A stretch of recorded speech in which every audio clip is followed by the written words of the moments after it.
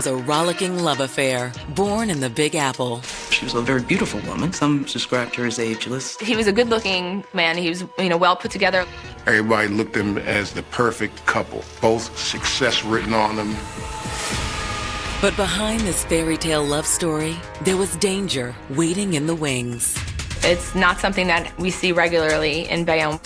It was so shocking when they found that suitcase by the side of the road. The cops were thinking, who could have done this and why?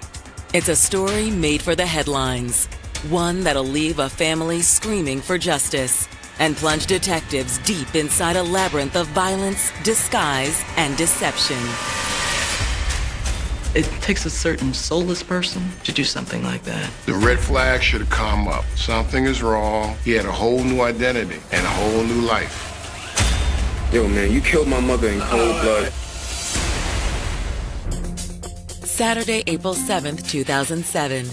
It's a sunny Easter weekend in Riverdale, an upper-middle-class neighborhood on the northernmost edge of New York City's Bronx borough. But while most residents are enjoying a quiet afternoon, along Fieldston Road, New York State Department of Transportation employee Tony Harris is making his daily rounds under the Hudson River Parkway. The Department of Transportation person was working, cleaning the area. He sees a suitcase or bag leaning up against the wall of the underpass. He attempted to pick it up, and the handle broke because it was too heavy. Hey, James! So he called over one of his coworkers to see if they could lift the bag together and realized it was just way too heavy. Ugh, good grief, what's in that thing? When Tony moves to open the duffel bag, he notices it's already partially unzipped. He sees a plastic bag protruding somewhat from the open zipper, and he uses a stick to penetrate the bag, and in doing so, he sees a white sheet, what appears to be blue jeans, and white socks, and immediately realizes something is wrong. I think there's a body in here. Tony makes a call to his supervisor. Hey, I think we just found a body in a duffel bag. If you'll stay back by the car, we'll check it out. Within minutes, officers are on the scene. Inside the duffel bag, police soon confirm what everyone else already fears. Yes, it is a body. They then assume a murder has been committed just based on the circumstances of how the body was found. We know that it couldn't have been natural causes. It was in a plastic bag and in a suitcase. But just where had the bag come from? And who was their victim? They really don't have much to go on here in the very beginning. This was scary because they had no idea how this person got here or who was responsible. Is this connected to drugs? Was this a hit? Was this a prostitute who was murdered? In the next 24 hours, this investigation will shift into high gear when police learn about the shocking disappearance of a New Jersey couple 30 miles away. It's the first of many vanishing acts in an investigation that will stretch for nearly 2 years. A story where what you see isn't always what you get. He seemed to reinvent himself repeatedly. He just started all over again. Born in Washington Heights, New York in 1971, Christy Neely grew up in a large and loving family. Hey, Dad. Hey. Sweetie, how y'all doing? She was one of 6 siblings. They were very close, tight-knit group that were supportive of each other. From an early age, Christy stood out for her remarkable beauty. She just had this bright smile that would light up a room. It was infectious. She was a very beautiful woman. But everyone agreed Christy was much more than a pretty face. She was smart, she was ambitious, she was hardworking, and she wanted to make something of her life. And one area that she was interested in was the law.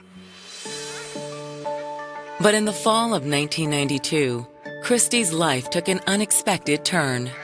Christy found out that she was pregnant. She was dating a guy named Antoine, and she decided to keep the child. Christy loved her son, Jaden, and she was determined to make sure that he got the life he deserved. He was everything to Christy. Still, as much as Christy adored her son, raising a young child in New York City wasn't easy, and Christy struggled to make ends meet. She worked in Manhattan as a telemarketer. She had to be on a certain schedule to get to work on time and deal with whatever it was that she was trying to do. She came from a great family, but she was a proud woman. And most likely, she did not want to ask her family for financial assistance. But New York City is one of the most expensive cities in the world. And sometimes you're just one bill away from being out on the streets. At the same time, she started having relationship issues with Antoine, who was allegedly abusive. Finally, she said, enough is enough, and she moved out. So she ends up living in the women's shelter in East Harlem. It was far from the life Christy had imagined for herself, but she still remained optimistic. Don't worry, baby. We're not going to be here long. Then, in 2002, Christy finally made good on that promise. She was going to law school. She was looking after her child and making sure that he was moving forward in a positive direction. She herself was on an upward trajectory. While Christy enjoyed being back in school, this vibrant young mother soon found something, or rather someone, who captivated her attention just as much as law school did. 40-year-old Sean Sutherland. From the moment Christy first laid eyes on Sean in her paralegal course, sparks flew. He was a good-looking man. He was, well put together. It looked like he took care of himself as far as his physical build. Maybe 6'2", broad-chested. Sean had apparently worked in a couple of law firms, and he also worked as a caddy at some of the most exclusive golf courses in New York and New Jersey. Both her quest as well as his quest for education was indicative of this couple. Think you might want to hang out and have a drink later on? I think I like that. Okay. Yeah, I think I like that a lot. The relationship blossomed over the next several months. The two were inseparable, and they were falling harder and harder for one another. Sean basically treated her like a queen. While Sean's touch could send a shiver racing down Christy's spine, his growing bond with her son Jaden also made her heart sing. Sean treated him like his son. He considered Sean to be his stepfather. Want to see some hoops? Oh, yeah. You think you can beat me? Yeah, I know I can beat you. All right, let's go. It was a great family environment. And in 2005, Sean suggested they get a place together outside New York City. I think Christy was a little hesitant to move out of the city and away from her family, but Sean convinced her that it was best for her and her son. That summer, they moved less than an hour away to Bayonne, New Jersey. It's a very nice community. There's a lot of children. It's a very family-oriented community. And while they both continued taking law classes, Sean soon landed a nice-paying gig at the best golf course in town. He worked at the golf course, the Bayonne Country Club, as a caddy. If you're a good caddy, you can make a lot of money, especially the club in Bayonne. Those are like senior executives in Fortune 500 corporations.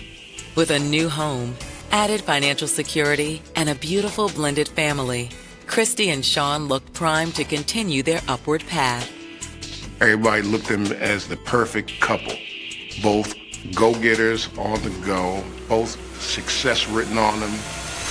But no one could imagine the horrifying chain of events that was about to rip apart this happy couple's idyllic life. It takes a soulless person to do something like that.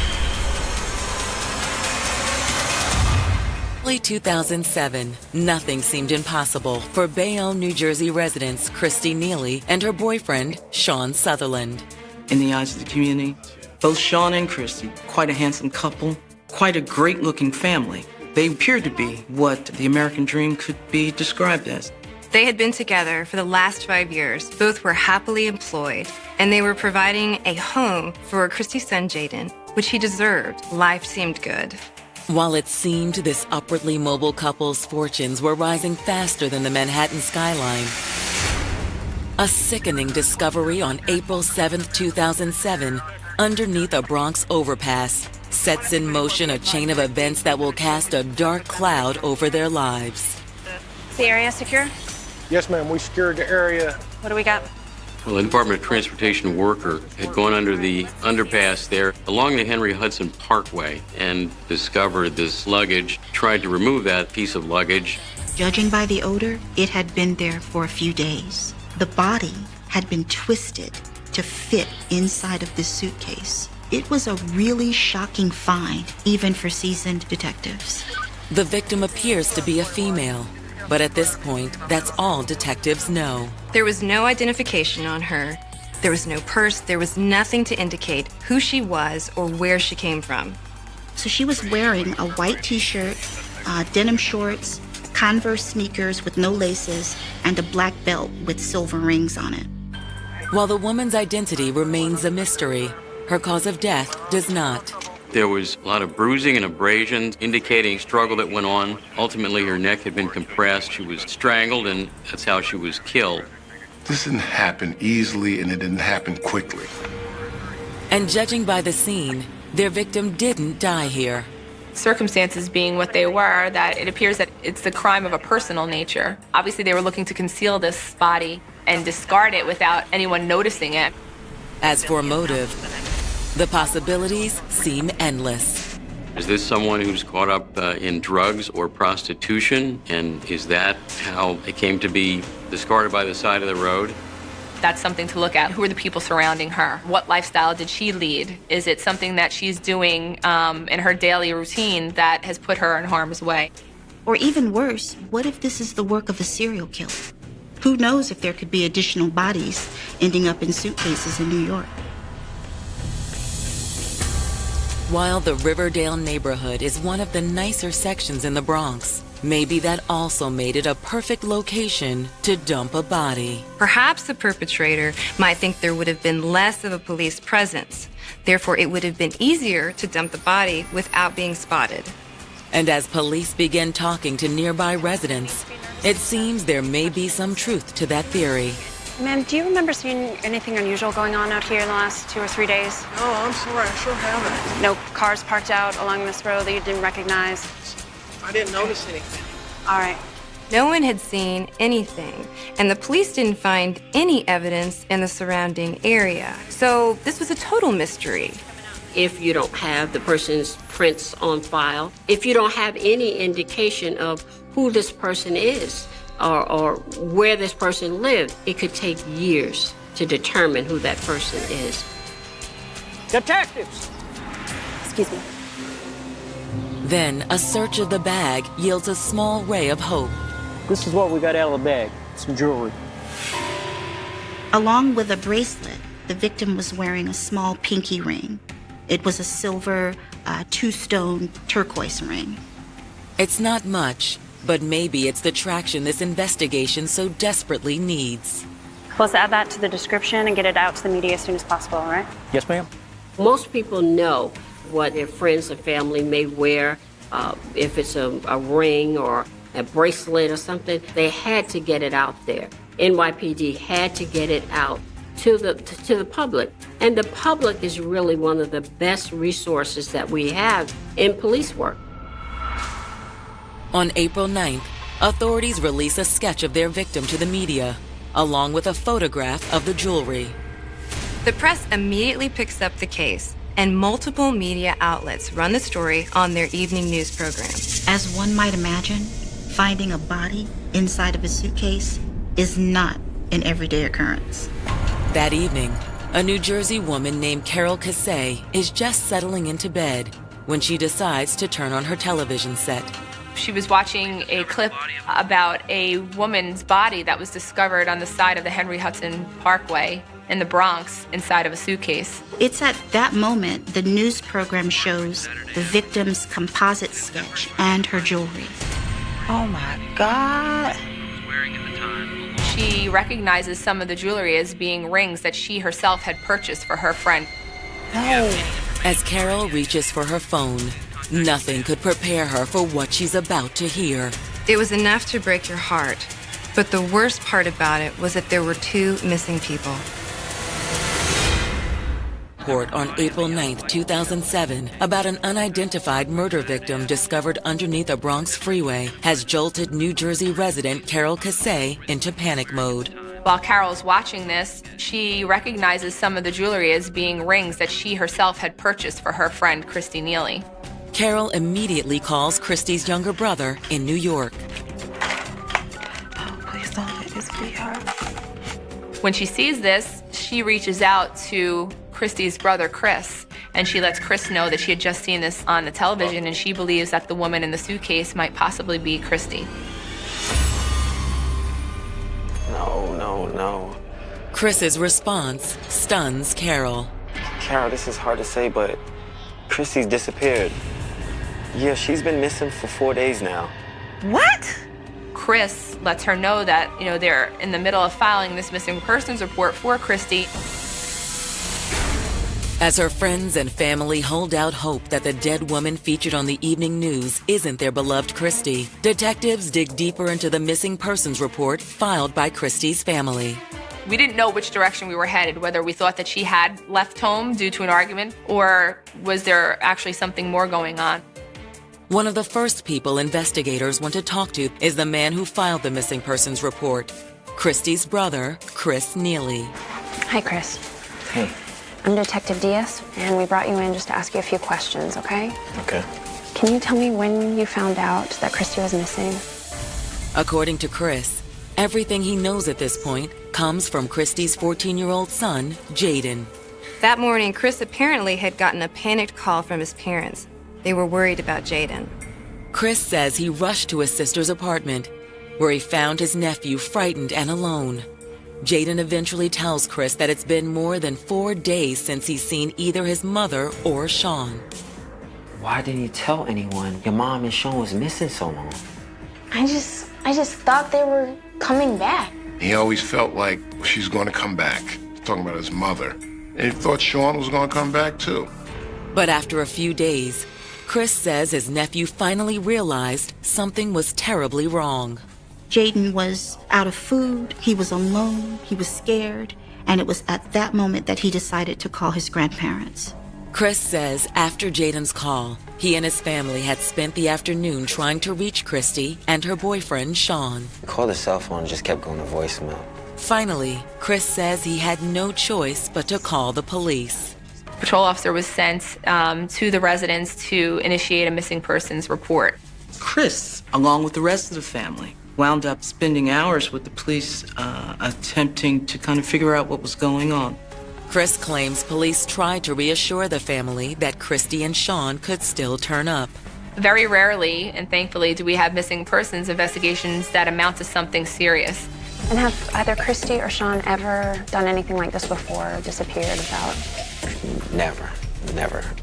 For investigators, the story of the couple's mysterious disappearance is deeply alarming. But there's one thing investigators must find out from the medical examiner's office before they proceed any further. It has to do with the remains found inside the black duffel bag. They needed to know if the victim indeed was Christy. On April 10th, Christy's father meets detectives at Jacoby Medical Center in the Bronx. Soon, the family's worst fears are confirmed. News of Christy's death hits the entire family hard. He had the unfortunate experience of going to the morgue in New York and identifying his precious daughter.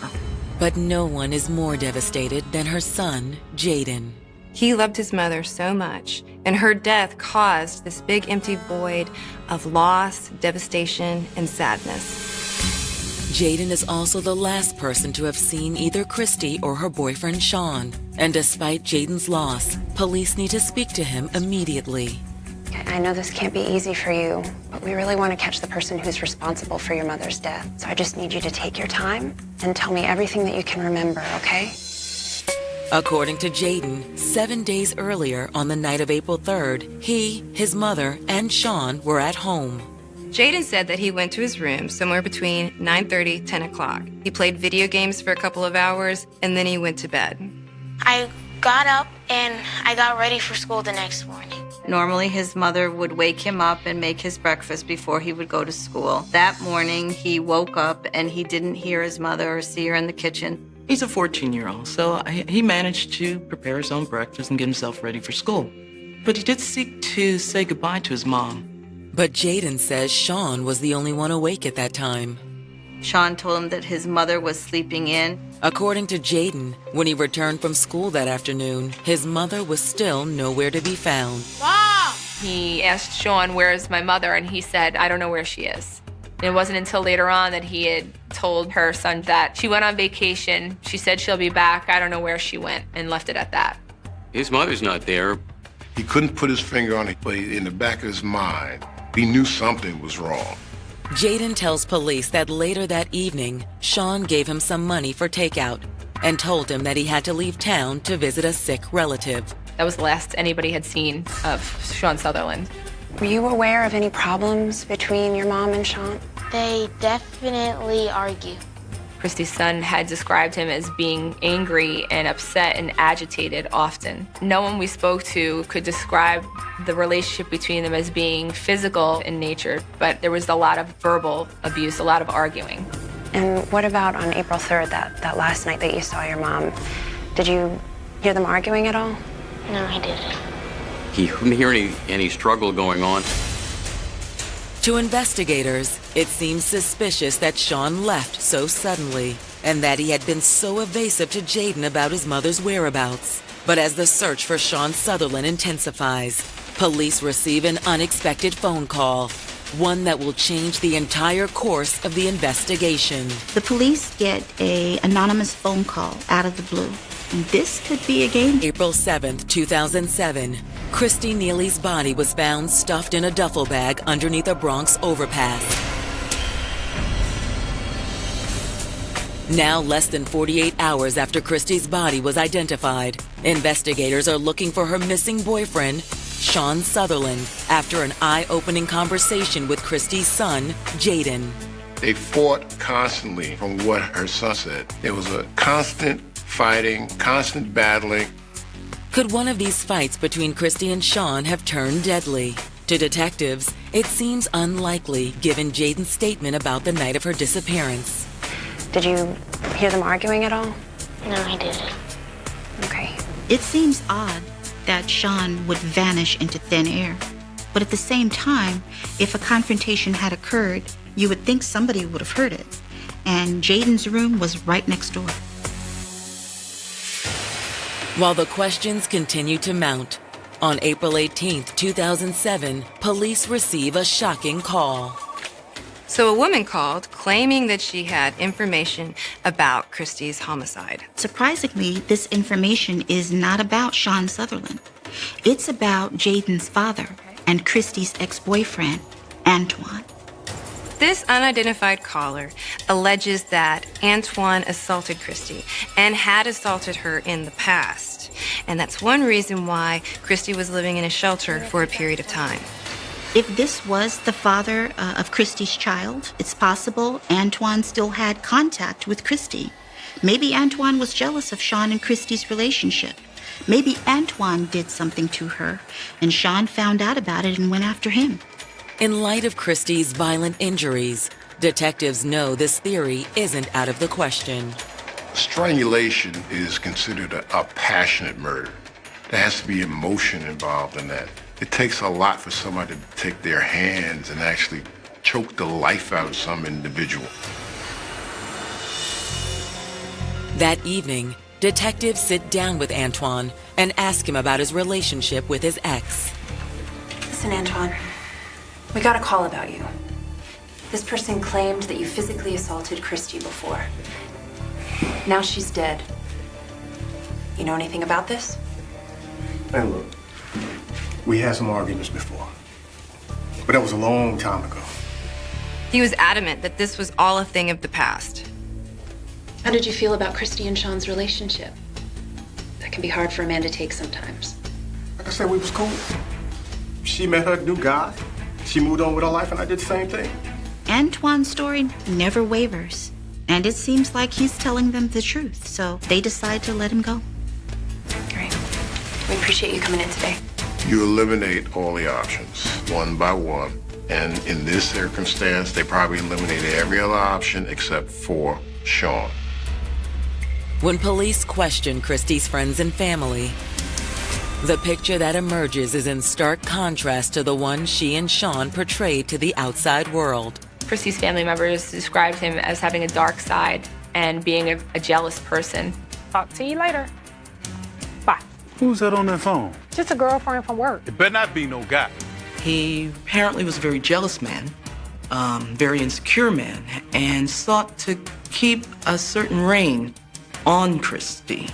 You were just so insecure. Insecure? Who you calling insecure? You. No one we spoke to could describe the relationship between them as being physical or abusive in nature. Within the state of New Jersey, domestic violence does not just mean physical contact. It can be emotional, it can be psychological. It starts to chip away at your self-esteem, and then you begin to think that it's your fault, and maybe you're doing something wrong. Family members say from the beginning, it seems Sean had completely sunk his hooks into Christy. Sean, in my opinion, wanted to be the king of his kingdom without, if you will, any interference from Christy's support system. Okay, just tone down before you wake my son. Tell me to tone down? This information definitely raises a red flag. And if the family members are to be believed, police could easily start to wonder if one man's quest for control could graduate to violence. What if Christy started to fight back a little? What if Sean felt like he wasn't in charge anymore? Obviously, there was some suspicion that Sean had something to do with this. But was Sean really capable of murdering the woman he loved? A 1 in a million discovery is about to answer that question and send police on a multi-state manhunt. He said he was just floored, like, oh my God, I know this is the guy. I just think the randomness of that all working together in one day is just very odd.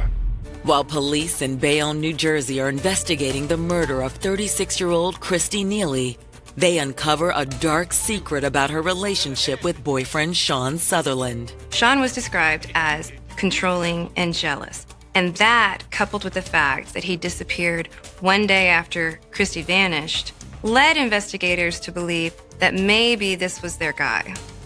As the search for Sean continues, Bayonne investigator Nikki Diaz and her partner Keith Striffolino decide to see what else they can dig up. They start with the bag used to dispose of Christy Neely's body. It was one of those expandable duffel bags with zippers. We were able to see the brand name, which was G&S. We decided to go check the local shopping district, which was not far from Christy's residence. It was a shot in the dark. We had checked 4 stores and came up with nothing.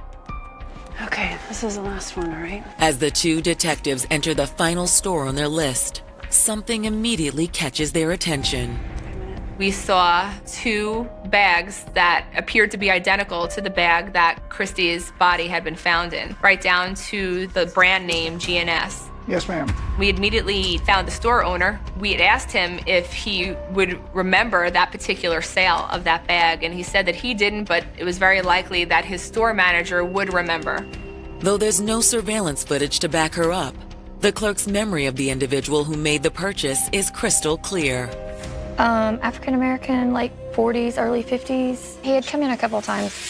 He came in and bought 1 suitcase. He came back a few hours later and stated there was too small, and he bought a similar suitcase and left again. Do you still have that bag that he returned? Yes, ma'am, I do. It's in the back. But before taking the suitcase to the crime lab for testing, detectives present a photo array to the store manager. Do you recognize any of these? There's a photo lineup, and one of those photos was a photo of Sean Sutherland. Yes, ma'am. This is the gentleman here. You sure? Is this guy? The individual that worked in the store was able to identify Sean Sutherland positively as the individual that purchased that piece of luggage. While it's a stunning turn for the investigation, the test results on Sean's returned luggage are even more mind-blowing. Christy's DNA was found inside that bag. You can only surmise or conclude reasonably he tried to stuff her in that and she didn't fit, so he went and got a larger piece of luggage. As for Sean's possible location, family members tell investigators he may be holed up with a cousin in Long Island, New York. That night, they move in to make an arrest. This is a guy who is accused of murder, and now he's on the run. He is probably not going to go down without a fight. But when officers move in, the only person at home is Sean's cousin. Sean, let me see your hands. Let me see your hands, Sean. Hey, Get on the ground! Get on the ground! Get on the ground! I'm not Sean, man. He's not here. It was a dead end. In the weeks that follow, further frustration mounts. He never went back to work. He didn't use his phone, didn't contact anyone. No one knew where he was. They're just gonna find him. Literally, he fell off the face of the earth to them. 1 year passes, and there's still no sign of Sean Sutherland. It was just so frustrating to Christy's family and friends, as well as the police, because it was just like Sean vanished. Then, a year and a half after Christy's murder, a tip comes in from a man who lived just down the street from Christy and Sean in Bayonne, New Jersey. But the man's not in Bayonne now. He's at a golf course in a small town in suburban Philadelphia. Yes, I'm at the Philadelphia Cricket Club. I just finished playing a round. My caddy said his name was Keith Davis. I swear he's one in that murder investigation. What? Slow down, slow down. He went to the first tee. He was introduced to Keith Davis as his caddy, and he said he was just floored, like, oh my God, I know this is the guy. I remember on the news watching the details. I swear it's Sean Sutherland. Investigators immediately reach out to their counterpart, Detective Craig Cubbin, at the White Marsh Police Department. That afternoon, Detective Cubbin and his sergeant head to the club. I get there with my sergeant. We talk to Keith Davis, and I tell Keith why we're there. I said, New York has contacted us, and they think you might be a person of interest. I go, are you Sean Sutherland? And he acts like he has no idea what I'm talking about. He goes, I'm Keith Davis. Sean Sutherland? No, man, I'm Keith Davis, man. He was calm and cool. No change of demeanor there. The whole time, I'm not convinced it was Sean. I think it might just be a mix-up of, looks like a certain guy. But just to be certain, detectives ask to see the man's ID. No, man, my ID's up in the clubhouse. I said, oh, it looks like you have a wallet in your pocket. As I open up the wallet, there's an ID in there that says Sean Sutherland. He puts his head down and shakes his head. It basically says, I knew this day was coming. Put your hands behind your back. You're under arrest. News of Sean's arrest quickly reaches investigators back in New York and New Jersey. He was discovered on a golf course in another state in Pennsylvania by a person from Bayonne who happened to recognize him. It was like this was meant to be. But with Sean now in custody, there's still one act that had yet to unfold. His trial. And when it comes time for his own defense, Sean has every intention of bringing down the house. It's either yes or no. It's a yes or no question. Yo, man, you killed my mother in cold blood. It's been nearly 5 years since Christy Neely's body was found stuffed in a suitcase underneath a Bronx freeway. Now, after a 1.5-year-long manhunt, the man believed to be responsible for her death, her boyfriend Sean Sutherland, is marched into a Hudson County, New Jersey courtroom to stand trial. But this will be a murder trial unlike any other. Sean decides that he's going to represent himself. He had a little bit of legal training, and he thought that was enough. He had kind of like a smug look on his face. Like he was certain that he had this covered, and there was no doubt in his mind that he was going to be a free man. In fact, Sean's so confident in his case that his first legal maneuver is a bold yet risky one. Sutherland opted for a bench trial. In a bench trial, the judge makes a determination. He's a trier of the law and he's a trier of the fact. Typically, in cases of this nature, all defendants elect for a jury trial.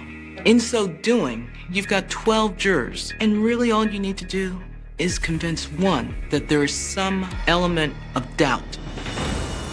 But as far as Hudson County Prosecutor Tim Moriarty is concerned, there's no question who perpetrated this crime.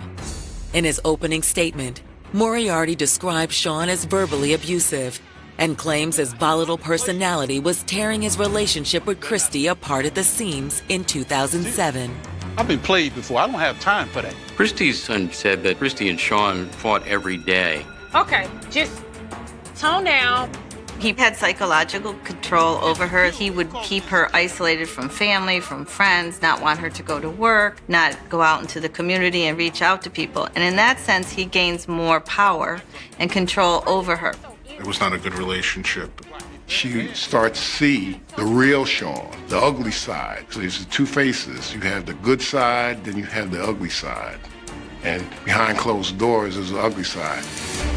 Prosecutor Moriarty asserts that on the night of April 3rd, 2007, Christy Neely and Sean Sutherland had one of their usual spats. Only this time, it turned violent. Ain't nothing wrong with me. Clearly have issues. Something had happened between them, whether it be a fight where he hit her or, whatever it may be. Christy died from blunt force trauma and compression to her neck.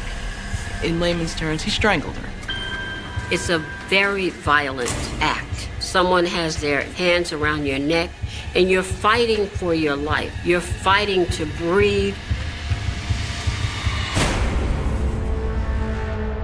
I think that the most disturbing part of what happened to Christy Neely is that her son was in a bedroom close to where she was actually strangled and murdered. And he was there in the house, and Sean had no regard for him, for his life, for his future, which is such a lack of empathy and cold-heartedness. Didn't hear any struggle going on in the apartment. He said he played video games and watched TV, but there was no sense that he heard the murder occur. Authorities believe that the next morning after Jaden went to school, that Sean went to a nearby store and purchased a suitcase with the express purpose of stuffing Christy's body in it, driving 36 miles in a borrowed car to dump her body. To support the state's case, Prosecutor Moriarty highlights the slew of circumstantial and physical evidence tying Sean to the crime. He disappeared. A lot of suspicious things that he told police and the family that just didn't make sense. They did a forensic analysis on the first suitcase he bought and found Christie's DNA in the outer part of the trim.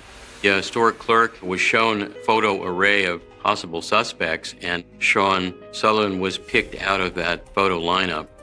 It was a pretty overwhelming case. And the most powerful testimony comes from Christie's own son, Jaden. This is a young man who loved his mother. His testimony was both powerful and moving. He eloquently spoke to the tension that was present inside the home and how Sean prevented him from going into his mother's room the day that she disappeared. But in cross, Sean tries to tear down Jaden's testimony, as well as the reputation of his mother. When you first met Mr. Sutherland, you were not living in a family shelter. When we first met you, yeah, we was living in the shelter. Did you have any problems in school? Objection? For Jaden, having to be cross-examined by the very man he believes killed his mother is more than he can take. Yo, man, you killed my mother in cold blood. But Sean does much more than rile the state's witnesses. He attempts to point the finger at other potential suspects. Whoever it was called as a concerned citizen and gave a report that basically establishes that anybody could have committed this crime against Ms. Neely. His entire defense was that the state's case was purely circumstantial and that they did not have enough evidence against him for the necessary burden of proof.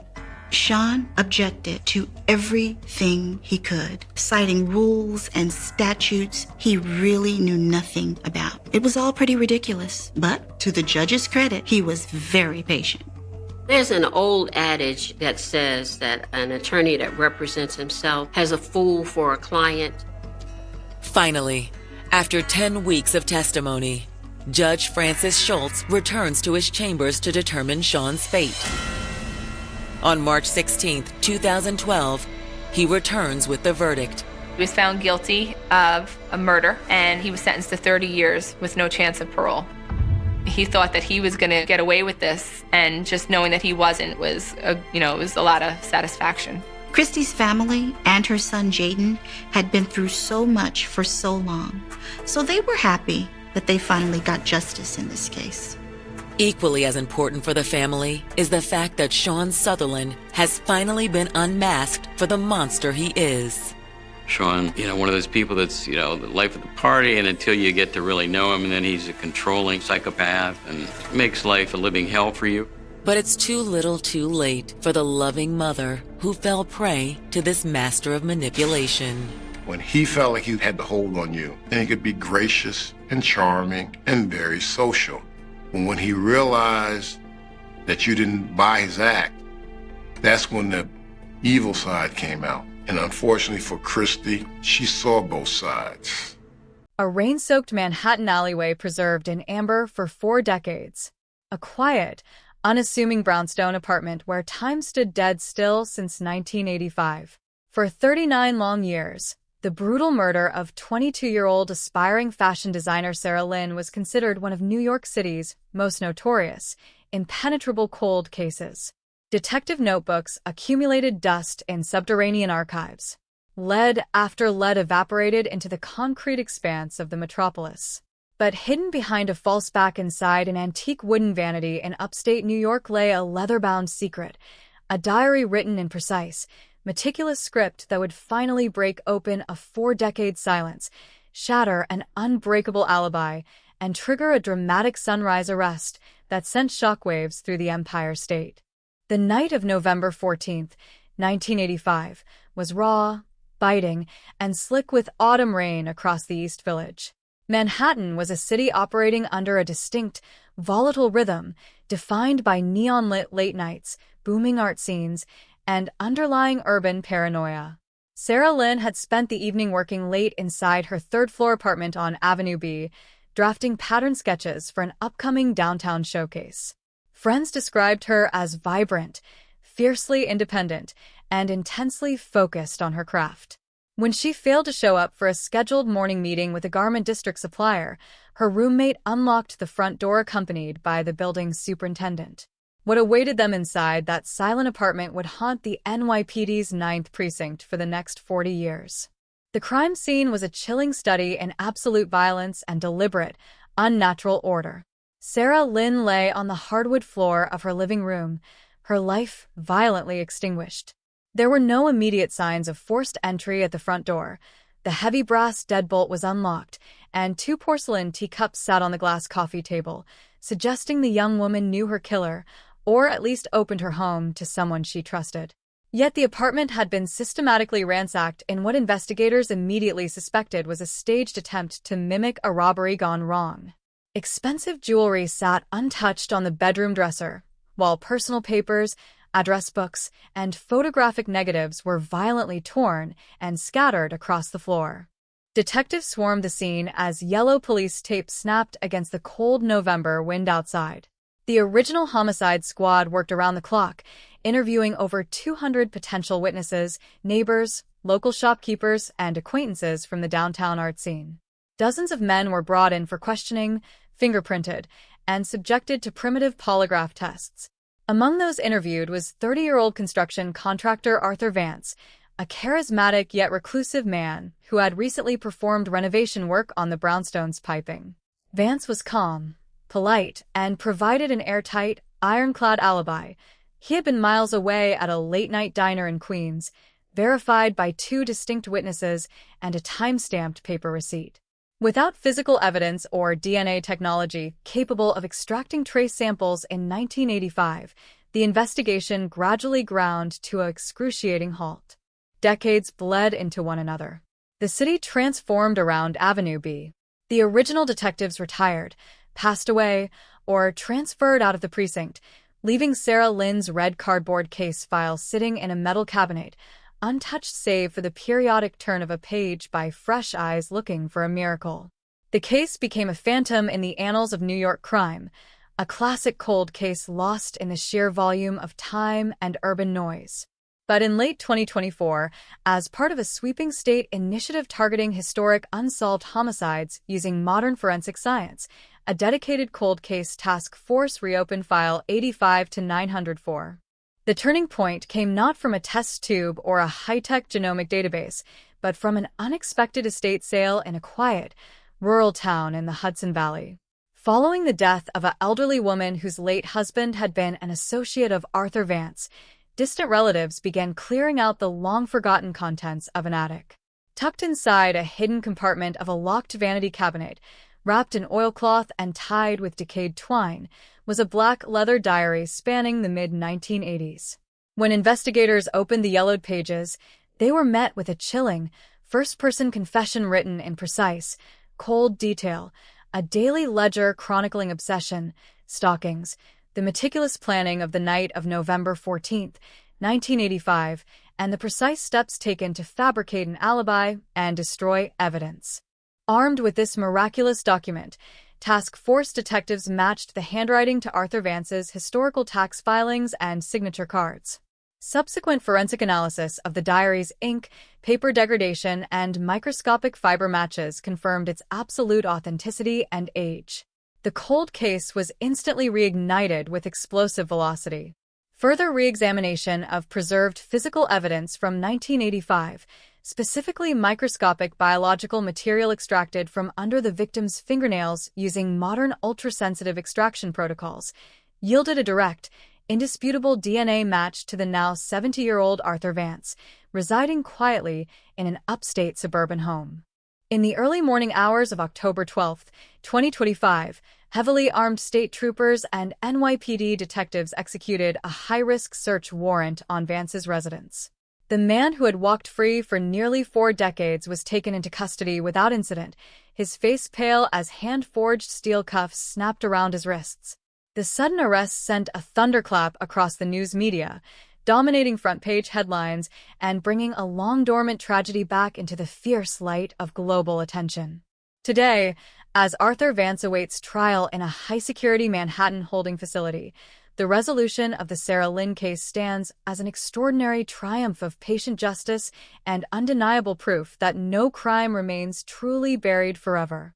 The secret diary, hidden for 40 years in the dark, had finally spoken, bringing peace to a grieving family, vindication to generations of law enforcement officers, and an indelible warning that the shadows of the past will always yield to the light of truth.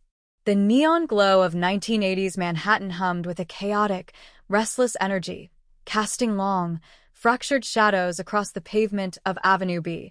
Inside apartment 3B, behind a locked door that showed no violent marks of forced entry, the silence was deafening. When the NYPD 9th Precinct detectives first crossed the threshold into Sarah Lynn's living room on that wet November morning in 1985, they entered a space frozen in a terrifying posture of staged calm. The crisp autumn air leaking through the partially cracked window carried the faint scent of rain, damp street asphalt, and copper. 2 delicate porcelain teacups sat side by side on the low-glass coffee table, each containing cold, dark dregs of tea, signaling with eerie clarity that before the violence exploded, Sarah had welcomed her killer into her sanctuary as a guest, or at least as someone familiar enough to merit a hot drink on a freezing night. Every inch of the small apartment was scrutinized under the harsh glare of portable halogen work lights brought up the narrow brownstone staircase by forensic techs. The initial radio call had gone out as a suspected burglary in progress after Sarah failed to meet her garment district contacts, but the physical evidence at the scene told a far more sinister and calculated story. The apartment had indeed been tossed, drawers pulled open, clothing dragged from hangers, and personal papers dumped onto the hardwood floor in a chaotic fan of white sheets.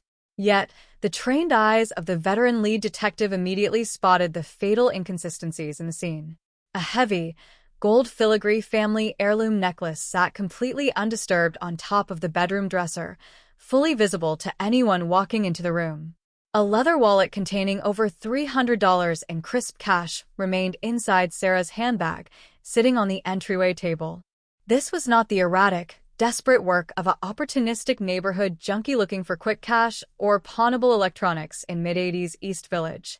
This was a deliberate, cold-blooded theatrical staging designed to confuse the first responders, pollute the investigative timeline, and mask a personal, targeted assassination. The autopsy results would soon confirm the detectives' worst fears. Sarah Lynn had been attacked with swift, devastating precision from behind, offering almost no window for her to scream or raise an alarm that might have alerted the neighbors through the thin brownstone walls. Yet, despite the speed of the assault, microanalyzers noted slight biological abrasions under her left fingernails, proving that in her final, desperate moments, she had fought back against her assailant with every remaining drop of strength.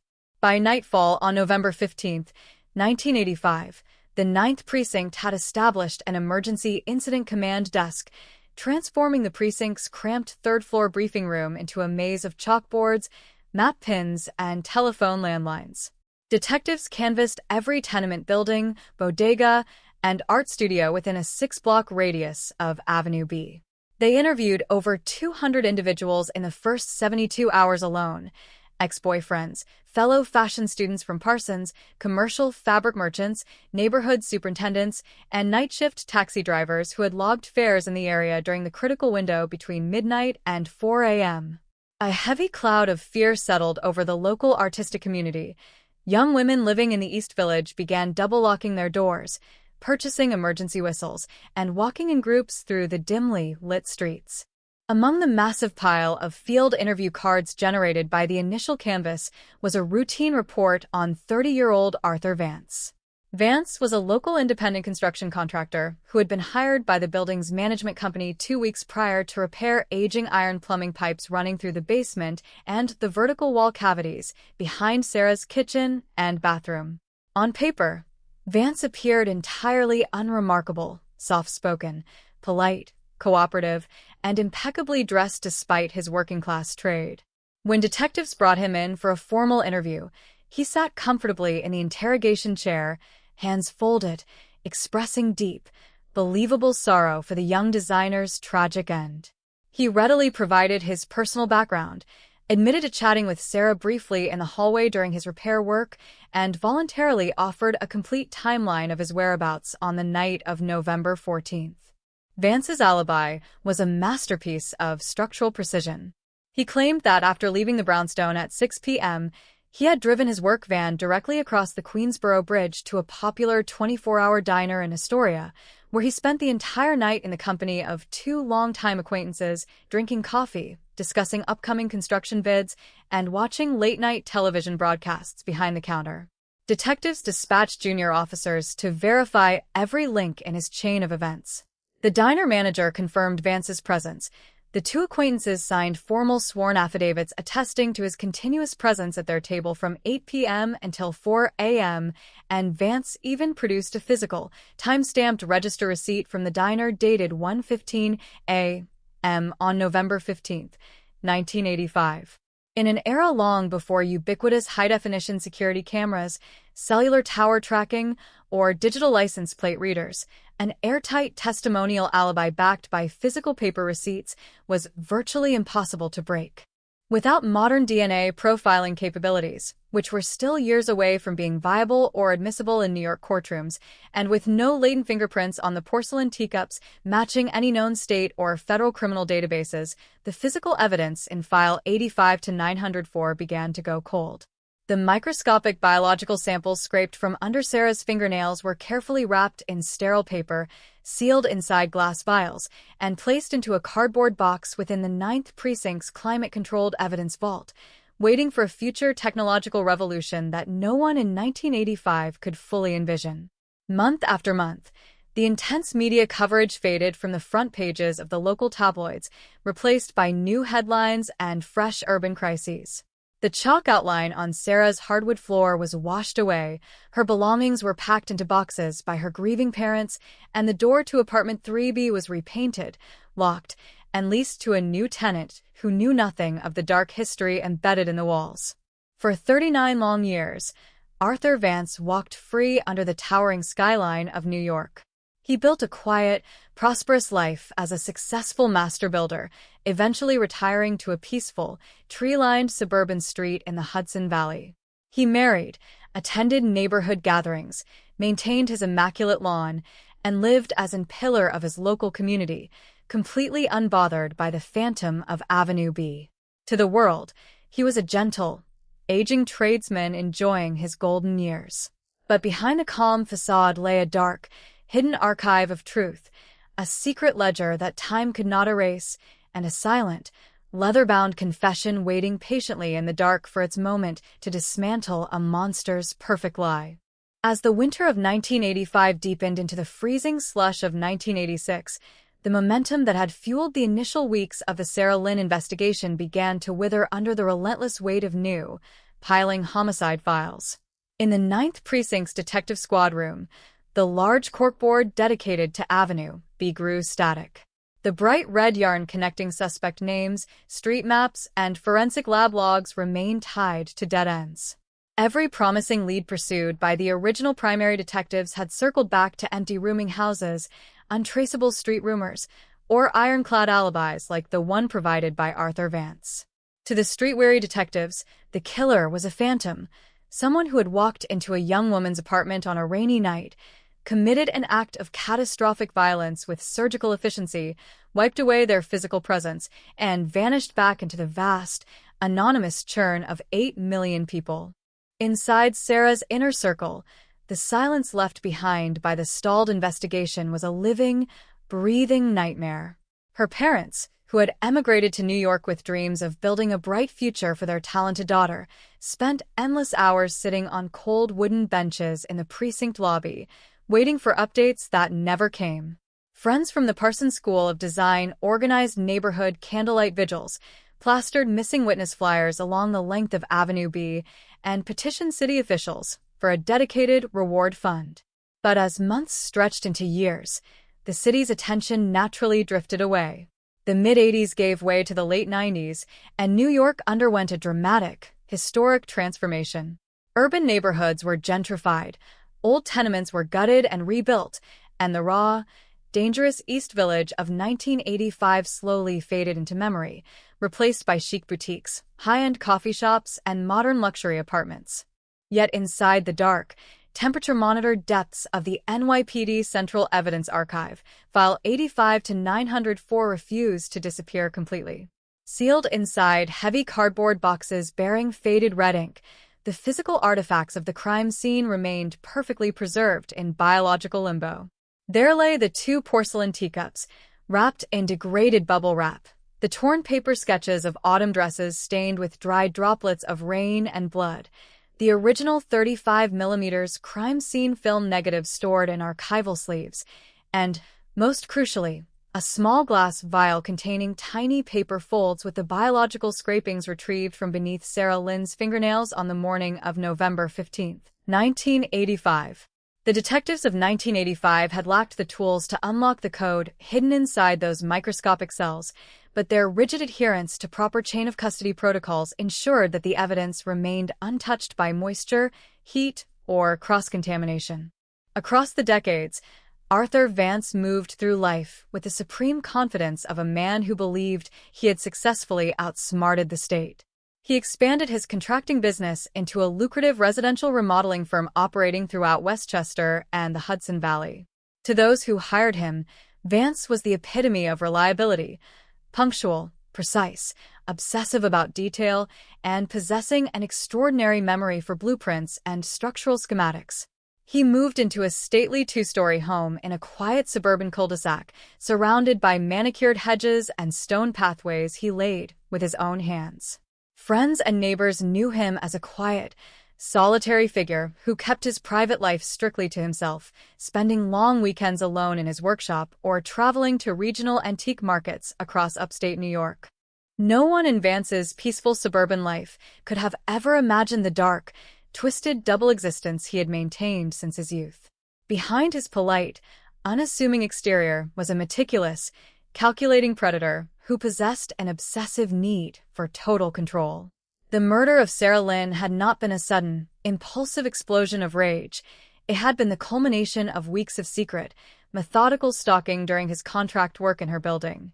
He had memorized her daily schedules, noted the times she worked alone in her third-floor apartment, observed who visited her, and mapped out every potential escape route through the rear fire escapes and alleyways of Avenue B. When he executed his crime, he believed he had constructed the perfect murder, a masterpiece of deceptive staging, manufactured alibis, and absolute cleanup. What Vance failed to account for was the quiet, relentless march of forensic science and the unsparing nature of human memory preserved on paper.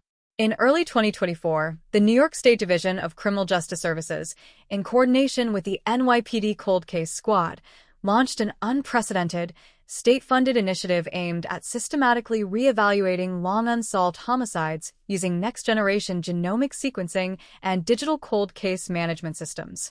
File 85 to 904 was selected as a top priority candidate for re-examination. A new generation of cold case detectives, equipped with digital mapping tools, advanced forensic lighting systems, and ultra-sensitive micro-extraction DNA capabilities, pulled Sarah Lynn's red folder from the archives and began the painstaking process of dismantling 40 years of silence brick by brick. The initial task force review began with a complete audit of every individual interviewed in 1985. Detectives redigitized the original paper case files, inputting hundreds of handwritten field reports into a high-powered relational database designed to detect subtle anomalies, overlapping addresses, and hidden connections that human eyes had missed decades earlier.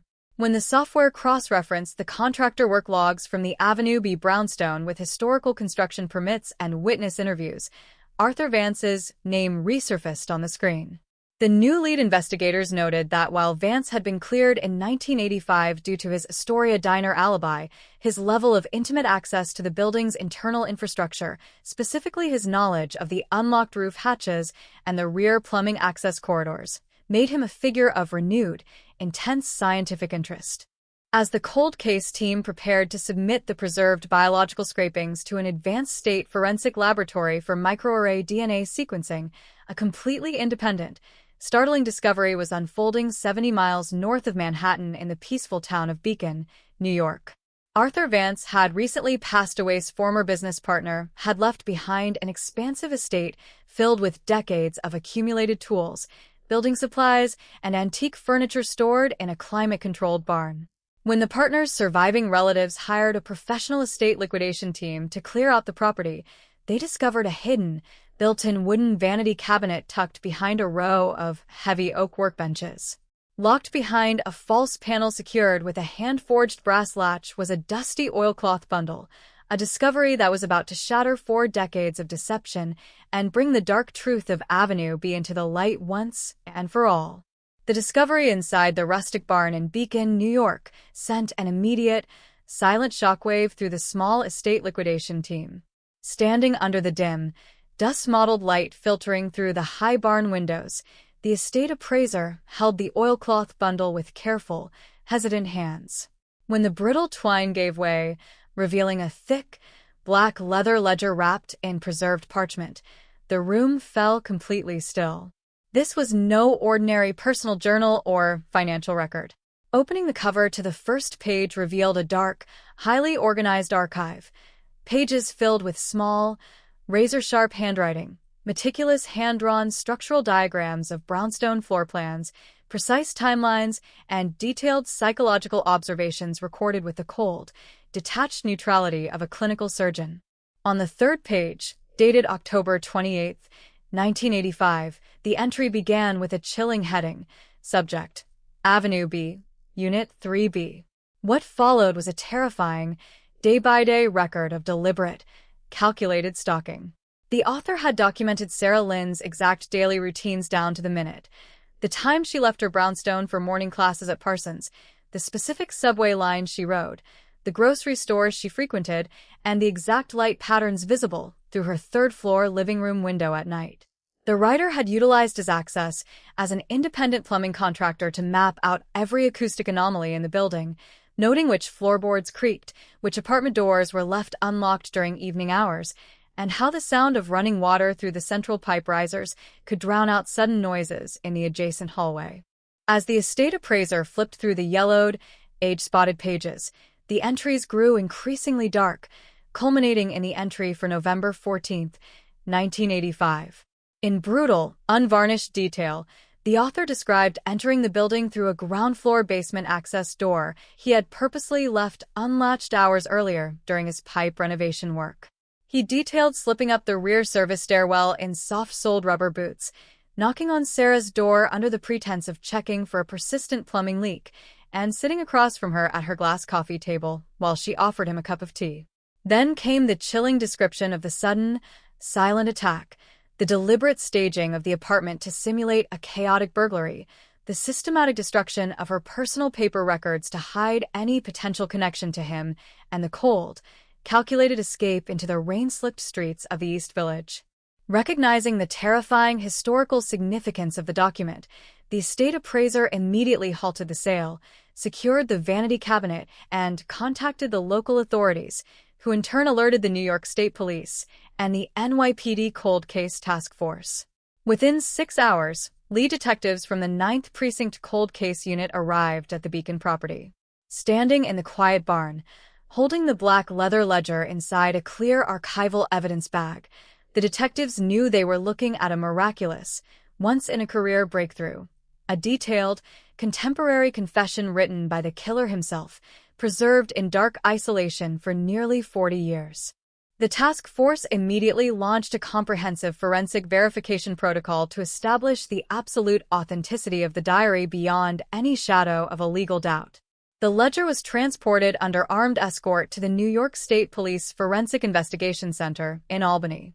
Specialized forensic document examiners, chemists, and archival scientists subjected the artifact to non-destructive multispectral imaging, ultraviolet luminescence testing, and microchemical analysis.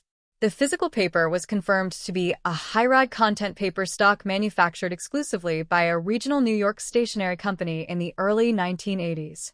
The iron gall and oil-based ballpoint inks were chemically dated to the mid-1980s, exhibiting natural, uniform degradation, oxidation, and solvent evaporation patterns that were impossible to forge artificially. Simultaneously, forensic handwriting experts obtained historical exemplars of Arthur Vance's handwriting from county property deeds, tax filings, building permit applications, and signed contract receipts from 1985. The comparative analysis was overwhelming.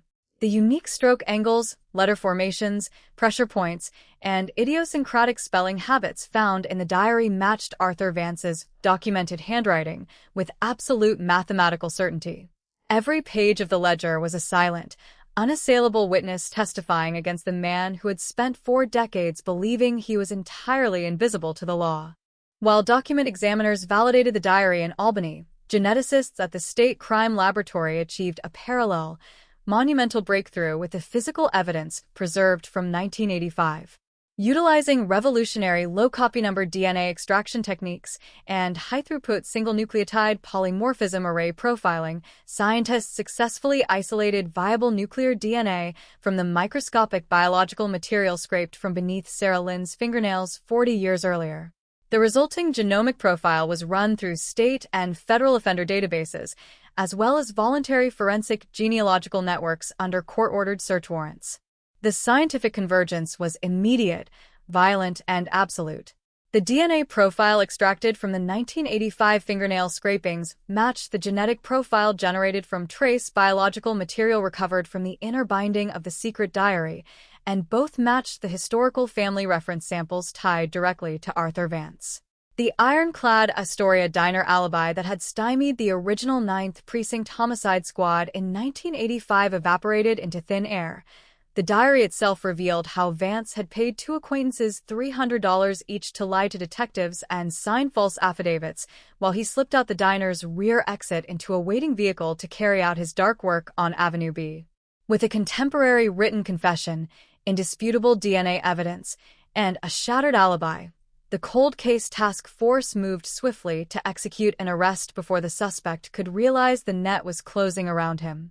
On the morning of October 12, 2025, as the first rays of dawn broke over the quiet suburban neighborhood in upstate New York, heavy tactical vehicles rolled silently into position around Arthur Vance's home. The 40-year game of shadows was coming to a sudden, dramatic end, and the ghost of Avenue B was finally coming home to demand its reckoning. The autumn sky over upstate New York was a dull, heavy gray, as tactical units from the New York State Police and lead detectives from the NYPD cold case squad formed a tight perimeter around Arthur Vance's suburban residence. The morning air was sharp, filled with the faint smell of wood smoke and wet fallen leaves.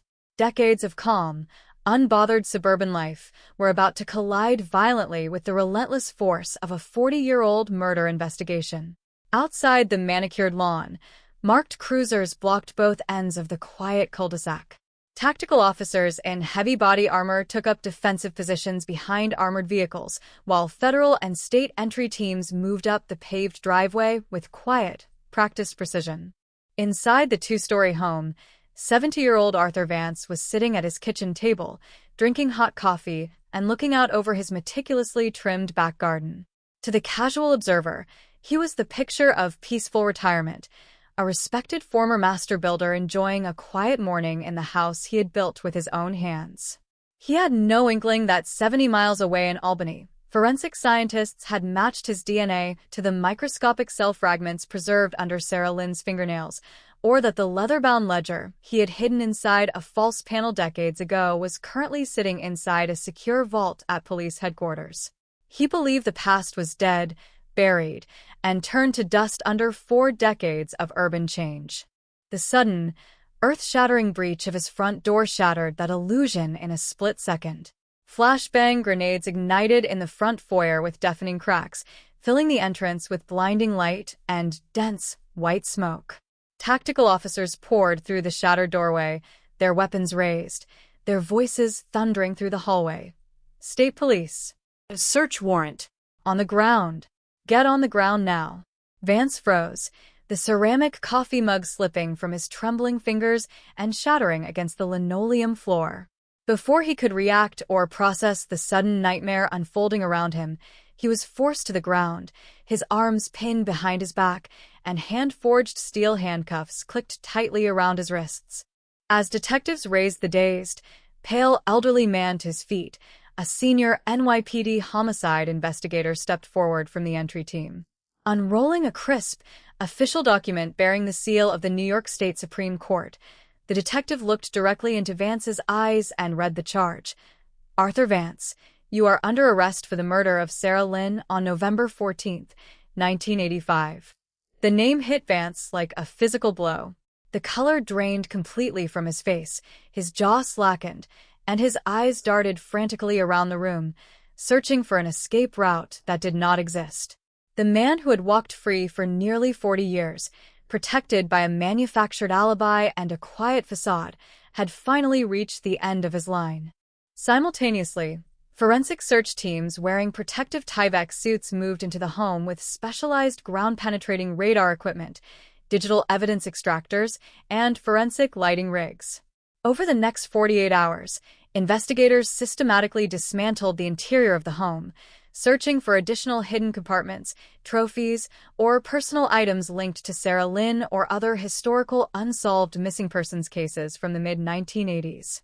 In a subterranean workshop located beneath the garage, behind a hidden drywall panel secured with magnetic latches, search teams discovered a metal fireproof safe.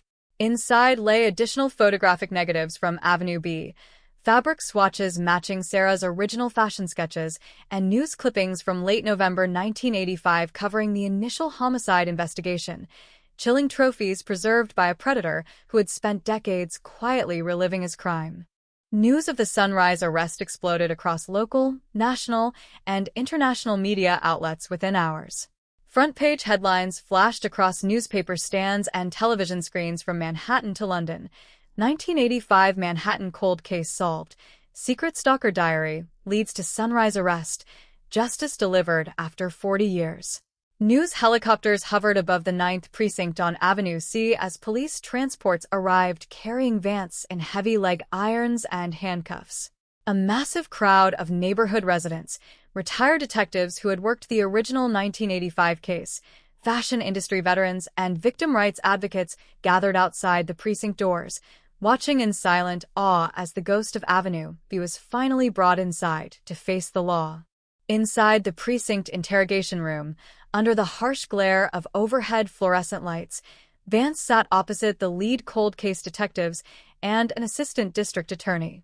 For the first 2 hours, he maintained a rigid, defiant silence, staring stoically at the metal tabletop while his court-appointed defense attorney attempted to challenge the legal validity of the search warrants and the authenticity of the diary. But when detectives placed a high-resolution, color photograph of the black leather journal alongside the matching DNA analysis charts on the table in front of him, Vance's posture collapsed. The illusion of his invincibility was gone. The precise, methodical builder had been caught in a web of his own creation, trapped by his own handwriting, his own words, and his own DNA. For Sarah Lynn's surviving family members, now elderly and living in quiet retirement, the phone call from the Manhattan District Attorney's office brought a wave of overwhelming emotion that defied description. 40 years of unresolved grief, agonizing questions, and silent prayer culminated in a single, definitive declaration. We have him. The man who killed Sarah is in custody. Tears flowed freely as the family gathered at their home, holding a framed photograph of the vibrant 22-year-old designer who had dreamed of changing the world through her art. The long, dark night that had begun on a rain-slicked driveway in 1985 had finally broken into the dawn of justice, proving to the world that no amount of time, no distance, and no secret compartment can ever forever protect a murderer from the light of truth. The processing of Arthur Vance inside the Lower Manhattan Central Booking Facility marked the beginning of an intense, high-stakes judicial battle that captivated legal scholars and the global media. Charged with first-degree murder under the historical statutes of the 1985 New York Penal Code, the 70-year-old former contractor appeared in a packed courtroom before a Supreme Court judge. Clad in a faded orange institutional jumpsuit, his wrists bound by heavy transport chains, Vance walked with a slow, deliberate shuffle that stood in stark contrast to the cold, calculating predator depicted in the pages of his own diary. His defense team, composed of prominent veteran criminal defense attorneys specializing in high-profile homicide cases, immediately mounted aggressive, multi-pronged strategy aimed at suppressing the state's most devastating evidence. During the preliminary bail hearing, the Manhattan Assistant District Attorney laid out the sheer, terrifying weight of the prosecution's case. The courtroom listened in stunned silence as prosecutor excerpts from the Black Leather Journal were read aloud for the official record, passages detailing the systematic stalking of Sarah Lynn, the precise blueprints of the Avenue B brownstone, and the chilling, step-by-step account of how Vance executed the murder and manufactured his Astoria diner alibi. The prosecution argued that Vance presented an extreme flight risk and an enduring danger to the public, citing his extensive financial resources, hidden property assets, and decades-long ability to live a double life built on calculated deception. The judge agreed, denying bail and ordering Vance held in remand at Rikers Island pending trial. Behind the closed doors of the defense team's war room, attorneys focused their legal fire on the physical acquisition of the secret diary. They filed a flurry of pretrial suppression motions, arguing that the search and seizure of the wooden vanity cabinet at the Beacon Estate sale violated Fourth Amendment protections regarding private papers and personal effects. Defense counsel contended that the original estate liquidation crew had no legal standing or authority to open locked, hidden compartments, and that the subsequent handoff of the journal to law enforcement constituted an illegal search without a prior judicial warrant. They argued that because the diary formed the primary probable cause foundation for the secondary search warrant executed on Vance's suburban home, all physical evidence seized during the Sunrise raid, including the hidden workshop safe, the photographic trophies, and the DNA profiles derived from them, should be excluded as fruit of the poisonous tree. The prosecution's legal strategy was equally formidable, grounded in settled constitutional doctrines regarding third-party consent and the abandoned property exception. In a brilliant response motion, the district attorney's office presented sworn affidavits from the estate liquidators and the surviving relatives of Vance's former business partner. The state demonstrated that the barn and all its contents had been legally transferred to the estate upon the partner's death, and that Vance had abandoned all physical possession, oversight, and legal control of the vanity cabinet decades earlier when he left it on another individual's commercial property without a rental agreement or property lien. The prosecution cited landmark legal precedents establishing that an individual cannot claim a reasonable expectation of privacy in personal items left abandoned in a third-party structure for nearly 40 years. While the legal combat raged in motion hearings, the State Crime Laboratory in Albany worked around the clock to finalize the comprehensive forensic portfolio that would be presented to the jury. Senior forensic scientists re-examined every physical artifact collected from Avenue B in 1985 using state-of-the-art multispectral imaging and 3D digital reconstruction software. The 2 porcelain teacups recovered from the glass coffee table yielded an unexpected, monumental discovery. Using advanced laser fluorescence and vacuum-assisted swab extraction, technicians isolated microtrace skin cell deposits along the inner rim of the second teacup. The genetic profile derived from those trace skin cells matched Arthur Vance's DNA profile with an astronomical statistical probability of 1 in 8 trillion, conclusively proving that Vance had sat in Sarah Lynn's living room and consumed tea moments before her murder. As the pretrial hearings stretched into late 2025, public interest in the Sarah Lynn case reached a fever pitch. True crime investigative series, national news magazines, and legal analysis podcasts broadcast daily segments detailing the astonishing developments in Manhattan. The case became a national symbol of the power of cold case task forces, demonstrating how modern scientific rigor, when combined with unexpected physical discoveries, could dismantle even the most sophisticated, long-standing alibis. For the residents of the East Village, the ongoing legal proceedings provided a profound sense of catharsis, closing a dark, open wound that had haunted the neighborhood since the dark November night in 1985 when a young artist's life was tragically stolen in the shadows of Avenue B. The trial of Arthur Vance convened inside Part 53 of the New York State Supreme Court in Lower Manhattan, under the heavy gaze of an overflowing gallery packed with journalists, retired detectives, legal scholars, and surviving members of Sarah Lynn's family. The atmosphere inside the wood-paneled courtroom was thick with decades of accumulated tension. Presiding over the proceedings was a formidable, seasoned judge known for maintaining strict decorum and absolute procedural efficiency. As the 12 jurors and 4 alternates were sworn in, taking their seats in the jury box, they faced a stark contrast. On one side sat the prosecution team surrounded by stackable archive boxes containing 40 years of preserved evidence. On the other sat the frail, 70-year-old defendant, flanked by a team of defense attorneys determined to tear down the state's historical case piece by piece.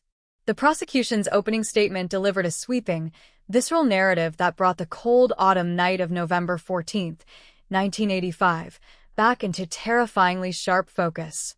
The lead prosecutor stood before the jury box, holding up a large, high-resolution photograph of 22-year-old Sarah Lynn working at her drafting table, her face illuminated by warm studio light.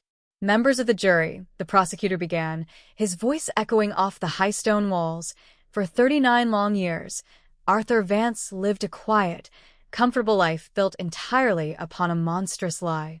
He believed that because decades had passed, because the East Village had changed, and because his original alibi held firm in 1985, he was beyond the reach of justice. But truth is an stubborn entity. It does not decay, it does not forget, and as the evidence in this courtroom will prove beyond any reasonable doubt, it leaves a permanent biological and physical trail that time can never erase." The prosecution then systematically outlined the 3 main pillars of their case: the physical DNA evidence recovered from beneath the victim's fingernails and the porcelain teacup rim, the sudden discovery of the black leather journal containing Vance's meticulous contemporary confession, and the complete dismantling of his fabricated Astoria diner alibi. The prosecutor described how Vance utilized his access as an independent plumbing contractor to study Sarah's routines, engineer a silent entry into her 3rd-floor apartment, and execute a cold-blooded murder that he then attempted to disguise as a chaotic, botched robbery. As the prosecutor read aloud chilling passages from the diary describing the immediate aftermath of the assault, several jurors leaned forward, their expressions hardening as they looked directly at the impassive defendant. When the defense team rose to deliver its opening statement, lead counsel targeted the inherent vulnerabilities of a historical cold case prosecution. The defense attorney walked slowly along the rail of the jury box, urging the jurors to maintain skepticism and resist emotional appeals fueled by sensationalized media coverage.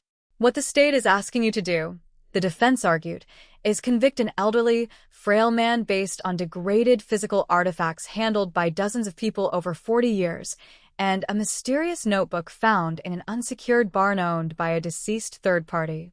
In 1985, the NYPD thoroughly investigated Arthur Vance. They verified his alibi with multiple independent witnesses, examined his background, and cleared him. Now, 4 decades later, when the original investigating officers are no longer alive to testify about their specific chain of custody handling, the state wants you to accept modern lab tests on degraded samples as absolute truth. We will show you that the physical evidence was contaminated, the diary's origin is legally compromised, and reasonable doubt saturates every corner of this trial. The prosecution opened its case in chief by calling to the witness stand the retired forensic technicians who had originally processed the crime scene at Avenue B in November 1985. Through painstaking, methodical testimony, the prosecutor established the immaculate chain of custody that had protected File 85 to 904 for nearly 4 decades. Black and white 35mm photographs taken on the morning of November 15th were projected onto large digital screens, showing the exact positions of the 2 porcelain teacups on the glass coffee table, the undisturbed gold heirloom necklace on the bedroom dresser, and the biological collection vials containing the fingernail scrapings. The retired technicians testified under oath that every piece of biological evidence had been sealed in tamper-evident containers, cataloged in official NYPD physical logbooks, and stored in climate-monitored archives, ensuring that zero environmental degradation or cross-contamination had occurred across the intervening decades. The trial reached a critical, electrifying juncture when the state called its chief forensic document examiner from the New York State Police Forensic Investigation Center in Albany.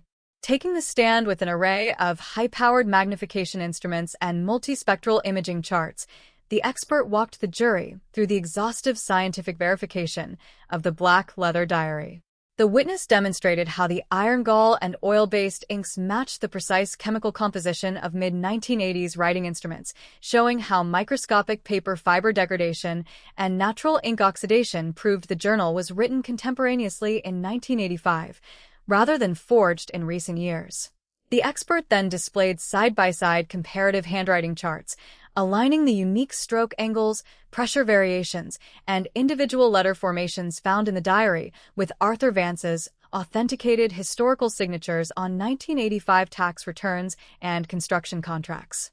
As the physical evidence mounted, the defense launched a fierce cross-examination, questioning the expert on the possibility of document manipulation, chemical ink simulation, and the physical security of the Beacon barn where the vanity cabinet had been discovered.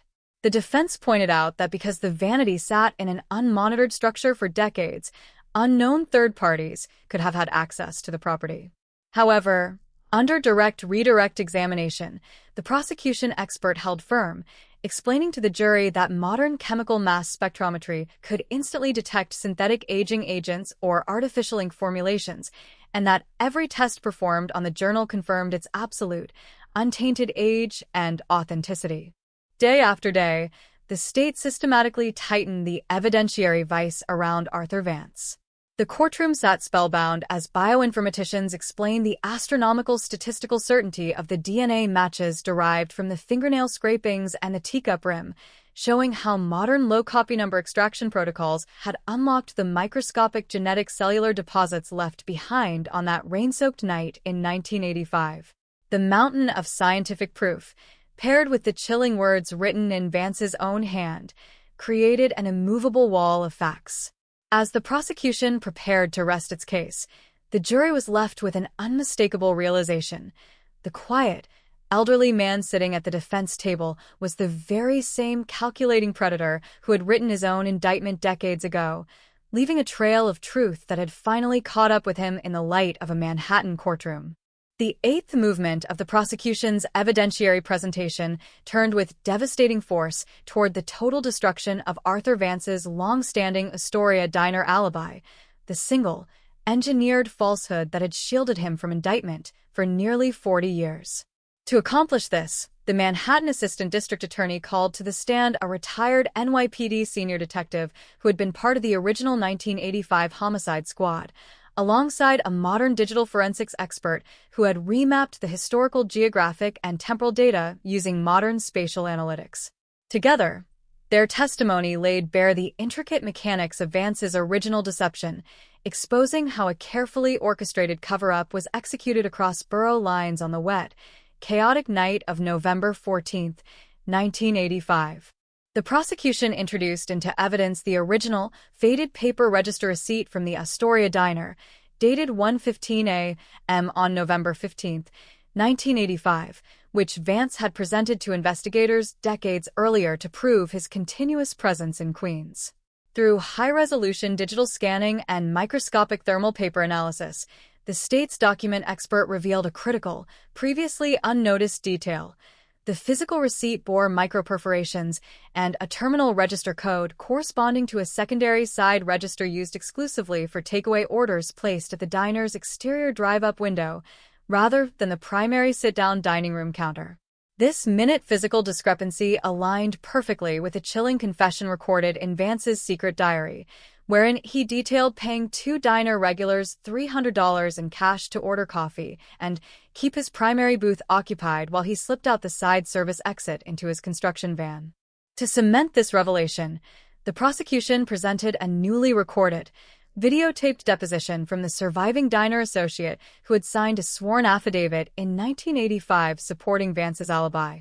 Now an elderly man in failing health, the witness recanted his historical statement under oath, offering a tearful, detailed confession of how Vance had approached him on the afternoon of November 14th, offering cash in exchange for sitting at the corner booth, holding a jacket over an empty chair, and confirming to any police officers who might ask that Vance had been present all night. The witness admitted that for 40 years, the weight of that paid lie had tormented his conscience, and that the sudden appearance of the cold case task force had finally allowed him to set the record straight before his life ended. The jury listened in rapt attention as spatial analytics experts projected dynamic, time-stamped 3D topographical maps of New York City onto the courtroom's large digital monitors. The presentation demonstrated with mathematical precision how Vance could easily navigate his construction van from the East Village brownstone across the Williamsburg Bridge, drop off the payment at the Astoria Diner, execute the assault on Avenue B during the calculated time window between midnight and 1 a.m., and return to Queens before dawn. The dynamic timeline matched every entry in the secret diary, every radio dispatch log from the 9th Precinct on the night of the crime, and every traffic flow projection compiled from historical weather and municipal transit records from November 1985. When the state rested its case, the defense team moved immediately for a trial order of dismissal, arguing that the prosecution had failed to establish a prima facie case of first-degree murder due to reliance on circumstantial timelines and third-party historical statements.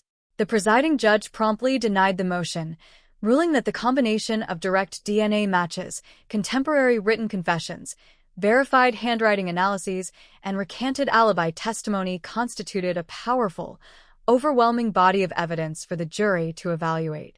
The defense was forced to proceed with its case in chief, facing an almost insurmountable mountain of scientific and physical proof. The defense strategy centered on presenting a series of expert witnesses aimed at casting doubt on the reliability of historical DNA extraction and the psychological authenticity of old journals. Their first key witness was an independent forensic geneticist who argued that microscopic biological material stored for 4 decades in paper envelopes could suffer from atmospheric cross-contamination, allele dropout, and chemical degradation.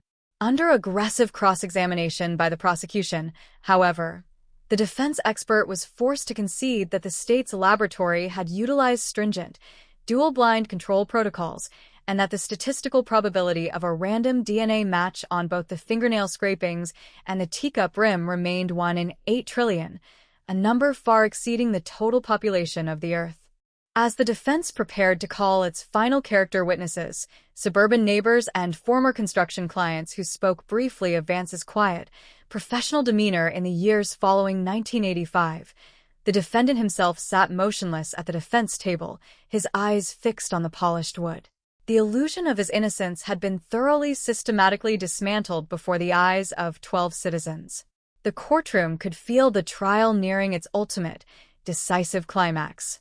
The decades of silence, manufactured alibis, and hidden darkness had reached their final, unavoidable limit, setting the stage for closing arguments and the long-awaited delivery of a verdict that would echo through the history of New York jurisprudence.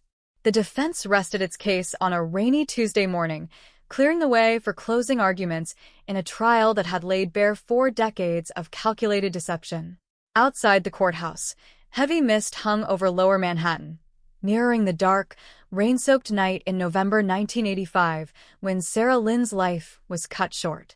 Inside Part 53, every seat in the gallery was filled, and an expectant silence fell across the room as the judge instructed the jury on the legal standards governing their deliberations. The trial was entering its final, decisive chapter. The arguments presented over the next few hours would synthesize 40 years of silence, physical evidence, and forensic breakthroughs into a single, unified narrative for the 12 citizens charged with rendering a verdict. The lead defense attorney rose first, stepping up to the wooden podium before the jury box. He began his summation by appealing to the jury's commitment to the burden of proof, urging them to separate raw emotional sympathy for Sarah Lynn from the cool, dispassionate evaluation of facts. Ladies and gentlemen of the jury, defense counsel began, his voice lowered to a serious, intimate tone. The state has brought you a story, a dramatic, compelling narrative crafted across 40 years. But stories are not proof beyond a reasonable doubt.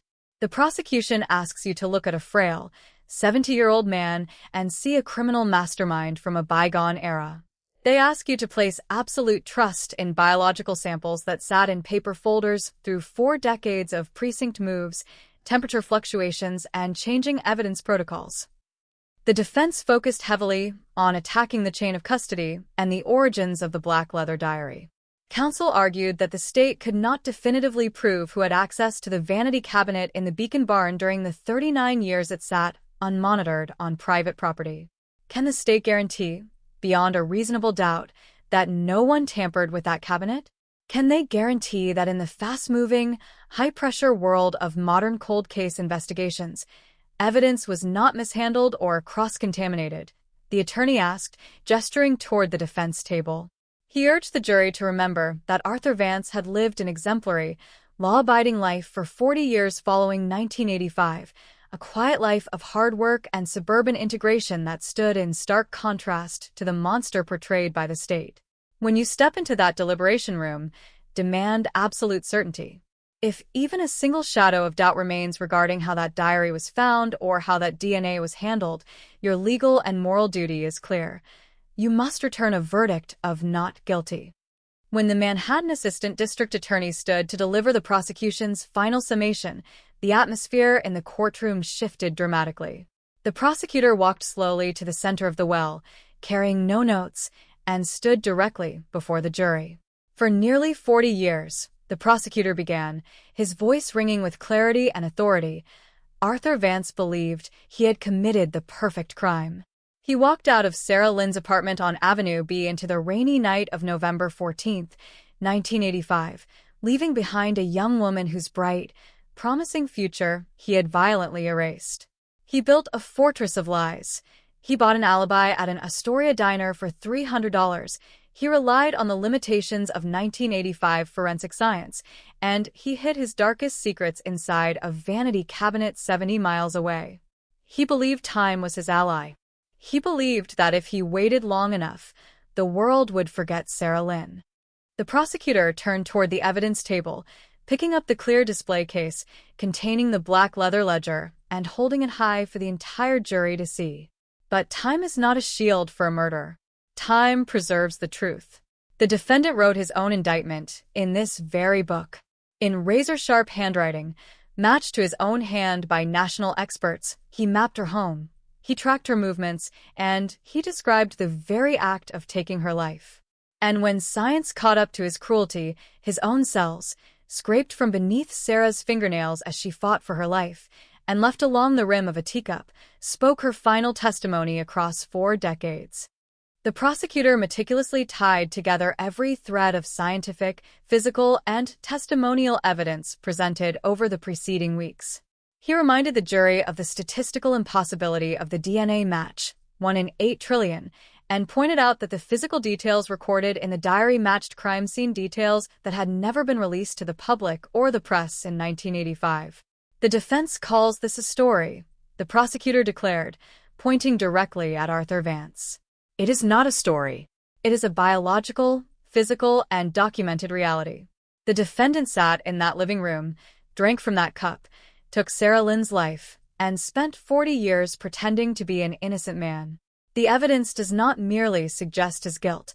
It thunders it from every page of that diary and every strand of DNA. It is time, at long last, to break the 40-year silence. It is time to bring Arthur Vance to justice. With the closing arguments concluded, The judge delivered detailed jury instructions, explaining the legal definitions of first-degree murder, burden of proof, and reasonable doubt under the historical 1985 penal statutes.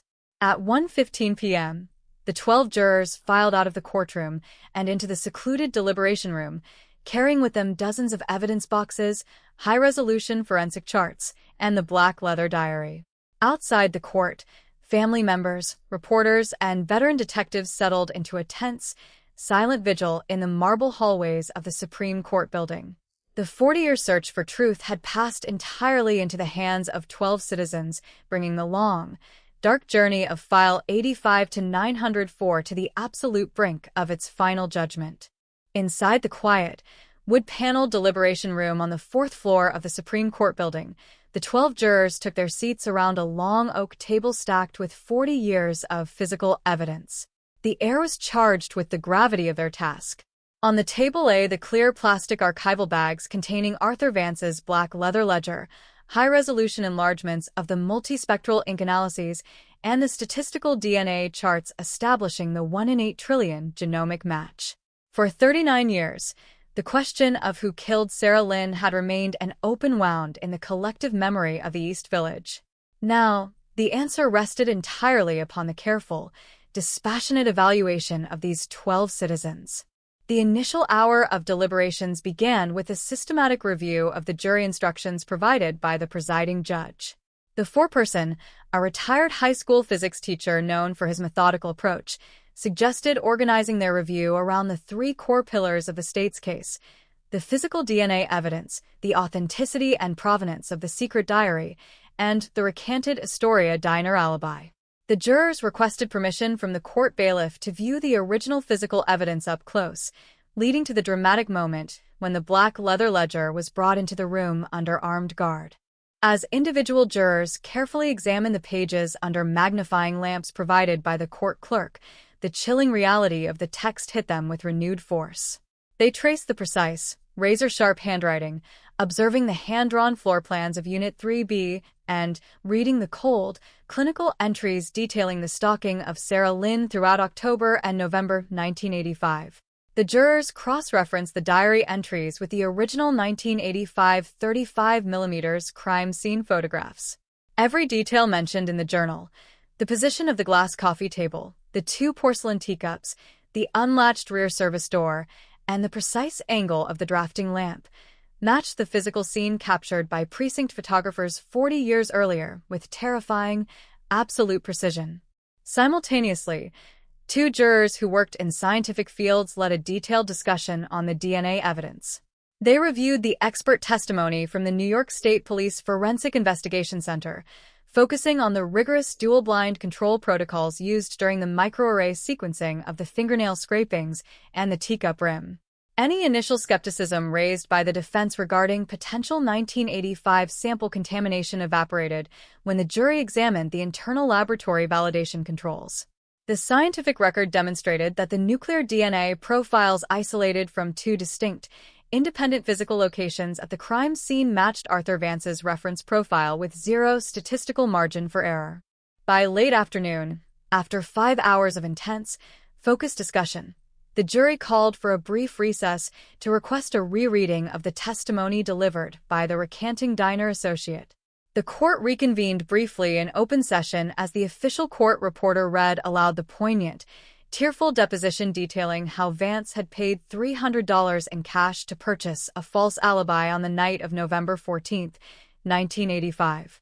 Watching from the defense table, Arthur Vance sat slumped in his chair, his hands clasped tightly in his lap, his face drained of all color as his engineered cover story was formally dismantled one final time in open court. When the jury returned to the deliberation room, the foreperson called for a formal, secret written ballot. One by one, the 12 jurors wrote their decisions on slips of paper, folded them, and placed them in a wooden collection box in the center of the table. The foreperson unfolded the slips one by one, reading the responses aloud to the silent room. The vote was unanimous on the first ballot, 12 votes for conviction on the charge of first-degree murder under the 1985 New York State Penal Code. At 5:45 p.m., a sharp, Double knock echoed through the heavy wooden doors of Part 53. The court bailiff entered, received a sealed envelope from the foreperson, and delivered it directly to the judge's chambers. Word spread through the hallways of the Supreme Court building like wildfire. News crews, legal analysts, off-duty detectives, and local residents rushed into the courtroom, filling every row of the gallery to witness the historic conclusion of File 85 to 904. Sarah Lynn's surviving family members held hands tightly in the front row, their faces pale with quiet anticipation as the court clerk called the room to order. "All rise for the jury," the bailiff thundered. The 12 jurors filed back into the jury box, their faces solemn and composed. The judge turned to the foreperson and asked the historic question, "Has the jury reached a verdict?" The foreperson stood, cleared his throat, and looked directly into the record. "We have, Your Honor." As the clerk requested the defendant to stand and face the jury, Arthur Vance rose slowly, supported by his defense counsel. The foreperson's voice rang clear and firm through the silent hall. "On the sole count of first-degree murder, we find the defendant, Arthur Vance, guilty." A collective, audible gasp swept through the packed gallery, instantly followed by a wave of quiet tears and embraced relief among Sarah Lynn's family and the retired detectives of the 9th Precinct. Arthur Vance showed no outward emotion. His posture remained rigid, his head bowed, as the harsh reality of ultimate accountability settled around him. The judge thanked the jurors for their dedicated public service, remanded Vance back into the custody of the Department of Corrections without bail, and set a formal sentencing date for 30 days later. The 40-year game of shadows was officially over. The ghost of Avenue B had finally received her answer, and the long arc of the moral universe had bent decisively toward justice. 30 days after the unanimous guilty verdict echoed through Part 53 of the New York State Supreme Court, the final curtain rose on the saga of File 85 to 904. The sentencing hearing of Arthur Vance brought 4 decades of tragedy, scientific innovation, and unyielding pursuit of justice to its formal legal conclusion. Outside the Manhattan courthouse, the sharp bite of early winter filled the air. Inside, the gallery was once again packed to capacity with city officials, cold case investigators, journalists, and East Village residents who had followed the long, winding road from a rain-soaked apartment on Avenue B to this moment of ultimate accountability. Sitting at the defense table in a bright orange correctional jumpsuit, the 70-year-old convict appeared smaller, shrunken by the reality of his imminent and permanent confinement. The arrogance that had sustained him through nearly 40 years of suburban freedom had vanished, replaced by an empty, hollow stare fixed on the defense table. Opposite him sat Sarah Lynn's surviving family, holding a single, framed portrait of the bright 22-year-old fashion student whose life had been so brutally cut short in November 1985. For the first time in 40 years, the court gave voice to the victim whose story had been silenced for so long. The presiding judge called upon Sarah's family to deliver their victim impact statements. Her brother stepped up to the podium, his voice steady, yet heavy with emotional weight. He spoke not only of the unimaginable loss suffered on the night of the murder, but of the lingering, toxic shadow that had hung over their family across decades of uncertainty. For almost 40 years, we lived in a world where the man who stole Sarah's life walked free, he testified, looking directly at the defense table. We watched the neighborhood change. We watched time move on, and every single year on November 14th, we wondered if her killer was sitting in a diner somewhere, laughing at the silence he left behind. Today, that silence ends. Science, truth, and memory have spoken, and my sister can finally rest in peace. When the Manhattan Assistant District Attorney addressed the court, he emphasized the profound societal significance of the case, framing the conviction as a testament to the eternal nature of justice. Arthur Vance believed that time was a shield, the prosecutor declared. He believed that if he waited out the detectives, hid his journal in a false panel, and let decades pass over Avenue B, the world would move on. But this case proves that in the modern era of forensic science, there is no expiration date on murder. No matter how many years pass, no matter how deep you bury a secret, the truth remains waiting for the light. The state requested the maximum allowable sentence under the 1985 penal statutes, 25 years to life in state prison. Given the opportunity to address the court prior to sentencing, Arthur Vance remained silent, offering no apology, no expression of remorse, and no explanation for his actions. His refusal to speak only underscored the cold, calculating nature that had been documented in the razor-sharp handwriting of his own diary. His defense counsel made a brief plea for leniency based on Vance's age and failing health, asking the court to consider a minimum sentence that might allow him to spend his final days outside a maximum security facility. The presiding judge listened impassively before delivering a scathing final address from the bench. "Arthur Vance," the judge began, his voice resounding through the wood-paneled courtroom, "you conducted a masterclass in cruelty and deception. For 40 years, you lived a comfortable, quiet suburban life, building a home and enjoying the freedoms you stole from a vibrant young woman whose talent was just beginning to bloom. You hid behind a paid lie, a false alibi, and a false panel in a barn. But you forgot one fundamental truth. You left your own biological signature at the scene of your crime, and you recorded your own guilt in your own hand. You believed you were smarter than the law. Science and justice have proven otherwise." The judge then raised his gavel and pronounced the sentence. "For the crime of murder in the first degree, it is the order of this court that you be remanded to the custody of the New York State Department of Corrections for a term of 25 years to life. You will serve this sentence in a maximum security state facility, where you will remain for the rest of your natural life." The sharp crack of the wooden gavel signaled the official end of the legal proceedings. Security officers immediately stepped forward, fitted heavy transport chains around Vance's waist and ankles, and escorted him out of the courtroom through a side door, removing him forever from the public square. In the afternoon hours following the hearing, a brief press conference was held on the marble steps of the Supreme Court building. Surrounded by current and retired detectives from the 9th Precinct, the Manhattan District Attorney formally announced the archiving of File 85 to 904. The case of Sarah Lynn was officially marked closed, solved by genetic genealogy and contemporary confession.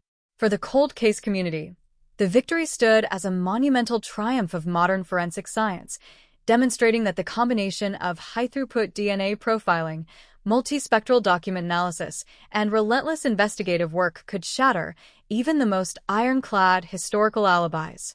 As twilight settled over the East Village, a small gathering assembled on Avenue B outside the brownstone where Sarah Lynn had lived and worked.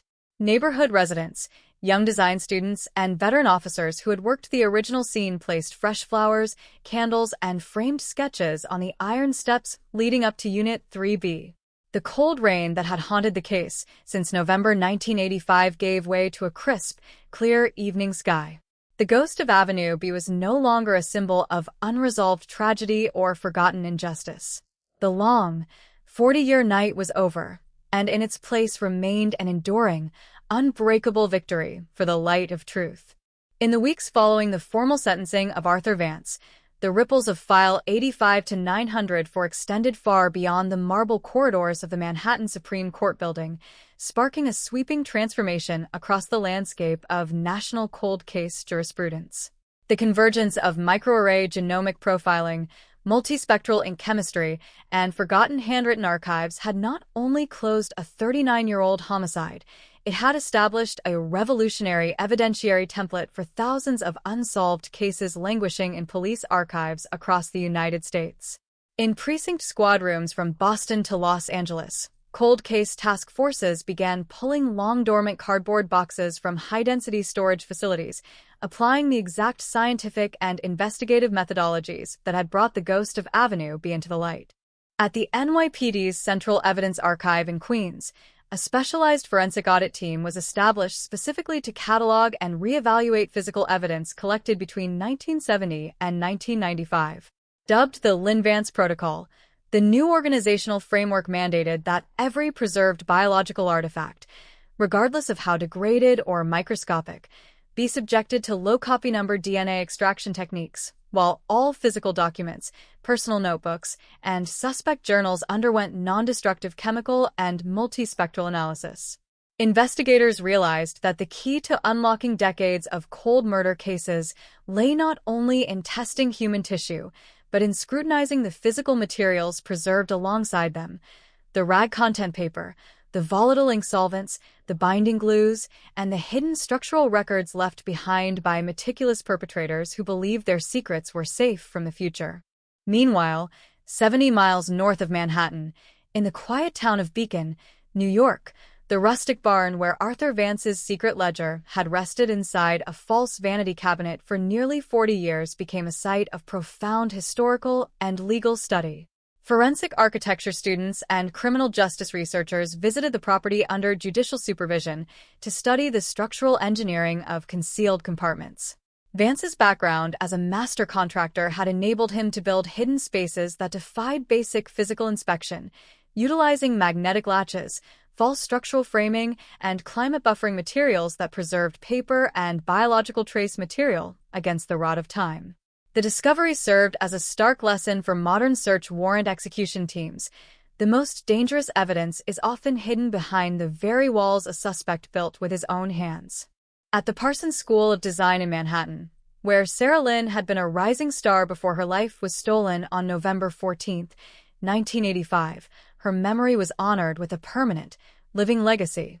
The university's administration, in coordination with Sarah's surviving family and former classmates, established the Sarah Lynn Memorial Foundation for Visionary Design. An annual endowed scholarship was created to support young immigrant artists and designers pursuing careers in fashion and structural textiles.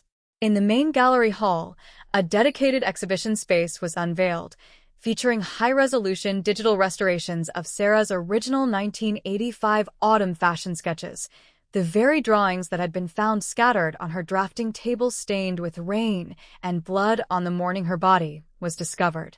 Her art, once frozen in time as crime scene evidence, was finally returned to the world as a vibrant celebration of creativity and promise. Inside the Clinton Correctional Facility in Dannemora, New York, a maximum security state prison located near the Canadian border, Arthur Vance began serving his sentence of 25 years to life. Clad in the uniform of a state inmate, stripped of his suburban home, his contracting business, and his carefully curated anonymity, the 70-year-old convict spent his days in total isolation from the world he had manipulated for 4 decades. Investigative journalists and cold case authors repeatedly filed formal requests for jailhouse interviews, seeking to understand the mind of a predator who had carried a secret confession in his pocket while living a quiet suburban life. Vance refused every request, maintaining a bitter, impenetrable silence that matched his behavior at the defense table. But his silence no longer mattered. His own words, written in razor-sharp ink in the autumn of 1985, had already spoken for him, securing his place in the permanent registry of convicted felons. For the retired detectives of the 9th Precinct Homicide Squad, men now in their 80s who had walked the rain-slicked pavement of Avenue B in November 1985, the resolution of File 85-904 brought an overwhelming sense of professional and personal peace.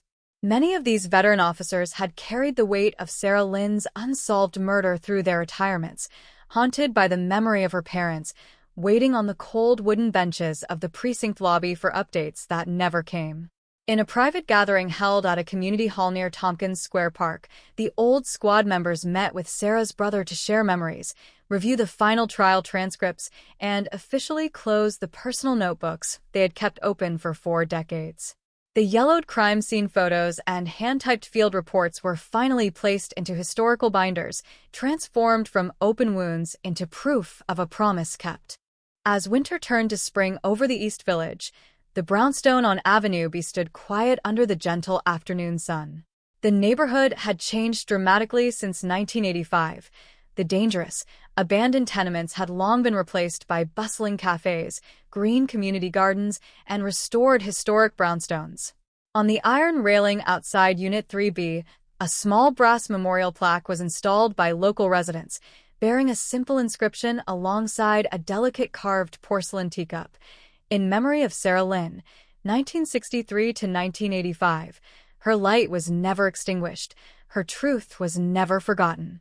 Passers-by, students, and longtime neighborhood residents often paused at the steps, leaving fresh flowers or taking a moment of quiet reflection. The long, 40-year dark shadow that had haunted Avenue B had passed completely into history, leaving behind a lasting testament to the triumph of memory, science, and ultimate justice over the deepest of secrets. The national and international media coverage surrounding the final resolution of the Sarah Lynn case triggered a profound, systemic re-examination of cold case methodologies across global law enforcement agencies.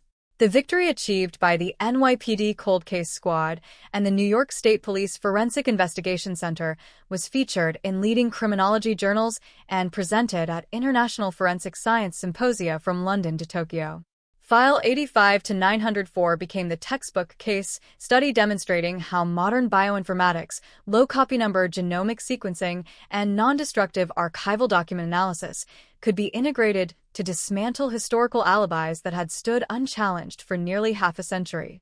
In response to the groundbreaking success of the Lynn Vance Protocol, the United States Department of Justice announced a multi-million-dollar federal grant program titled the Sarah Lynn Cold Case Initiative.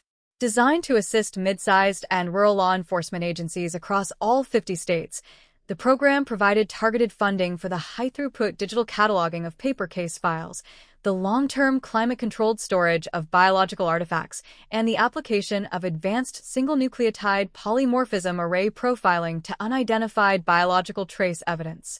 Across the nation, thousands of cold case files from the 1970s, 1980s, and 1990s were systematically reindexed, giving renewed hope to families who had spent decades waiting in the same agonizing silence that once surrounded the Lynn family.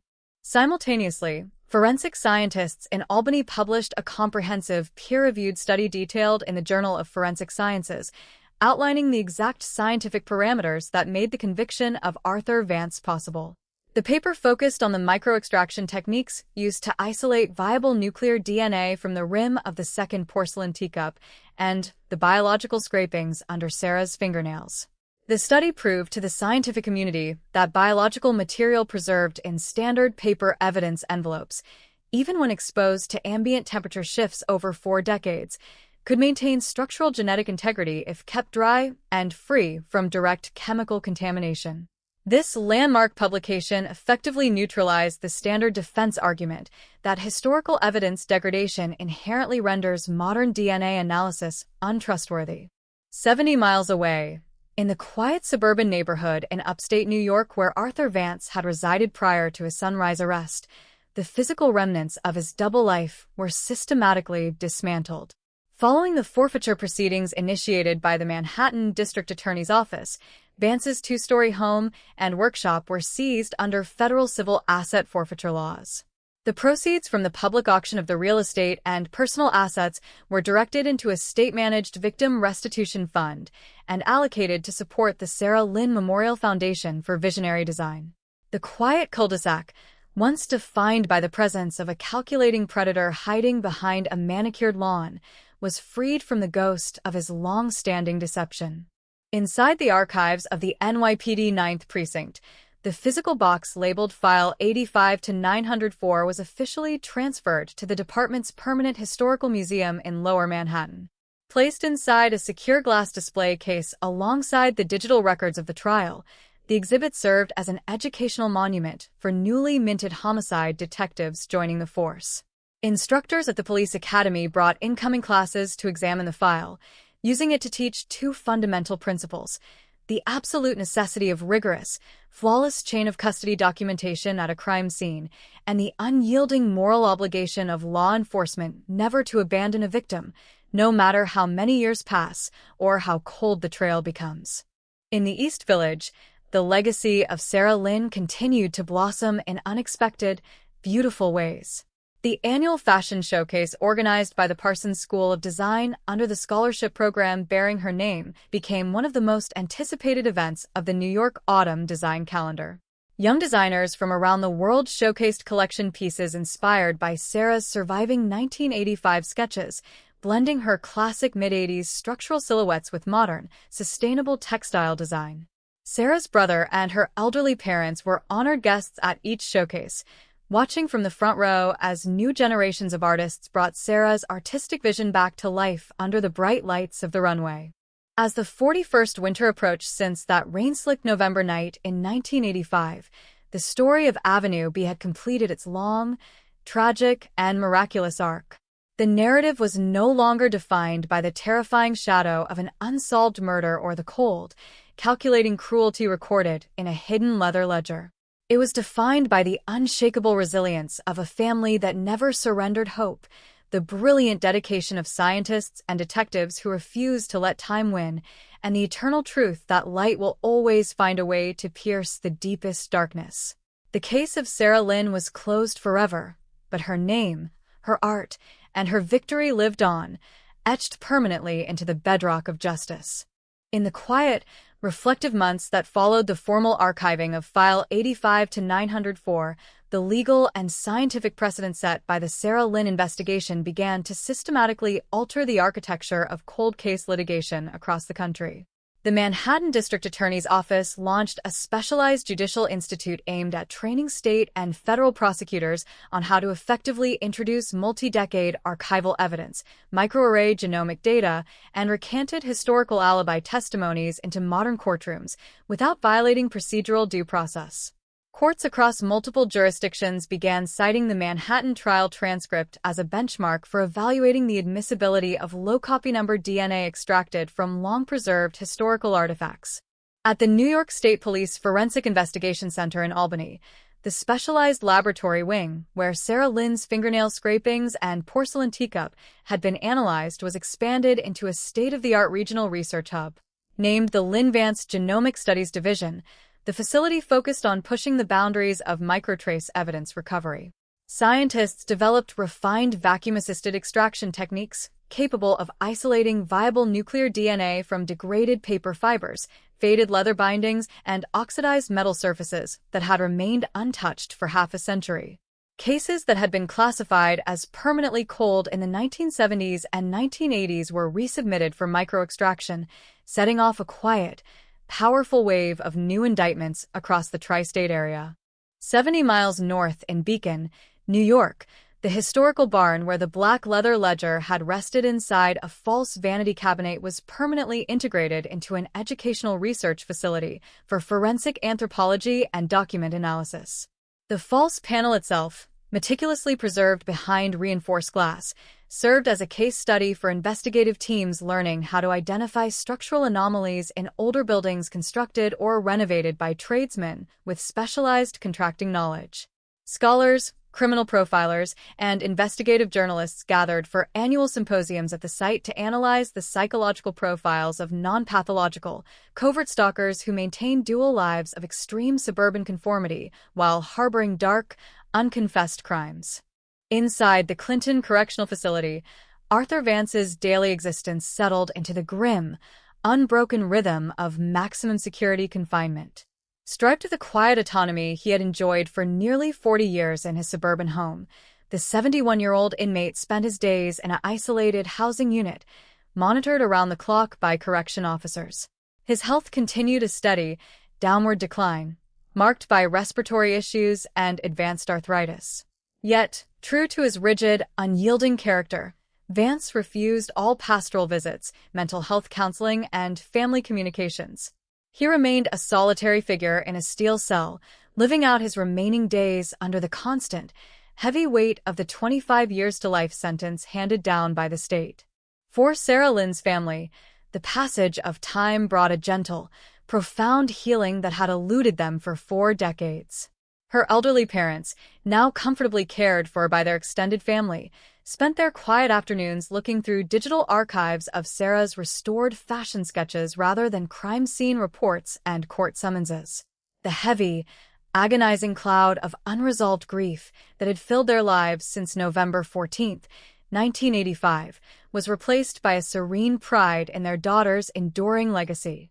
Every year on her birthday, the family gathered at Tompkins Square Park in the East Village, laying fresh white lilies near the brownstone on Avenue B where Sarah had once dreamed of changing the design world. As the East Village embraced another vibrant autumn, the brownstone at Unit 3B stood as a quiet sanctuary of memory and triumph. The small brass memorial plaque on the iron railing shone brightly under the soft neighborhood streetlights, reminding passers-by that no amount of time, no engineered alibi, and no hidden compartment can ever permanently obscure the truth.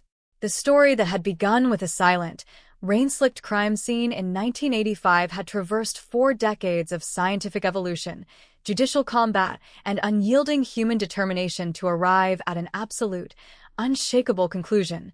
Sarah Lynn was remembered, Arthur Vance was brought to justice, and the light of truth had conquered the deepest darkness. The global impact of the Sarah Lynn case reached a new milestone in the summer of 2026 when international law enforcement networks in Europe and North America formally codified the forensic methodologies derived from File 85-904. Interpol, in collaboration with the Federal Bureau of Investigation, introduced an international training framework titled the Lynn Protocol for Historical Homicide Resolution. This initiative provided specialized technological assistance to international cold case units tasked with examining cold homicides from the late 20th century. By combining high-density genomic mapping, multispectral document imaging, and advanced spatial analytics, police agencies in cities like London, Paris, and Toronto began re-evaluating cold files that had remained sealed in municipal archives for over 40 years.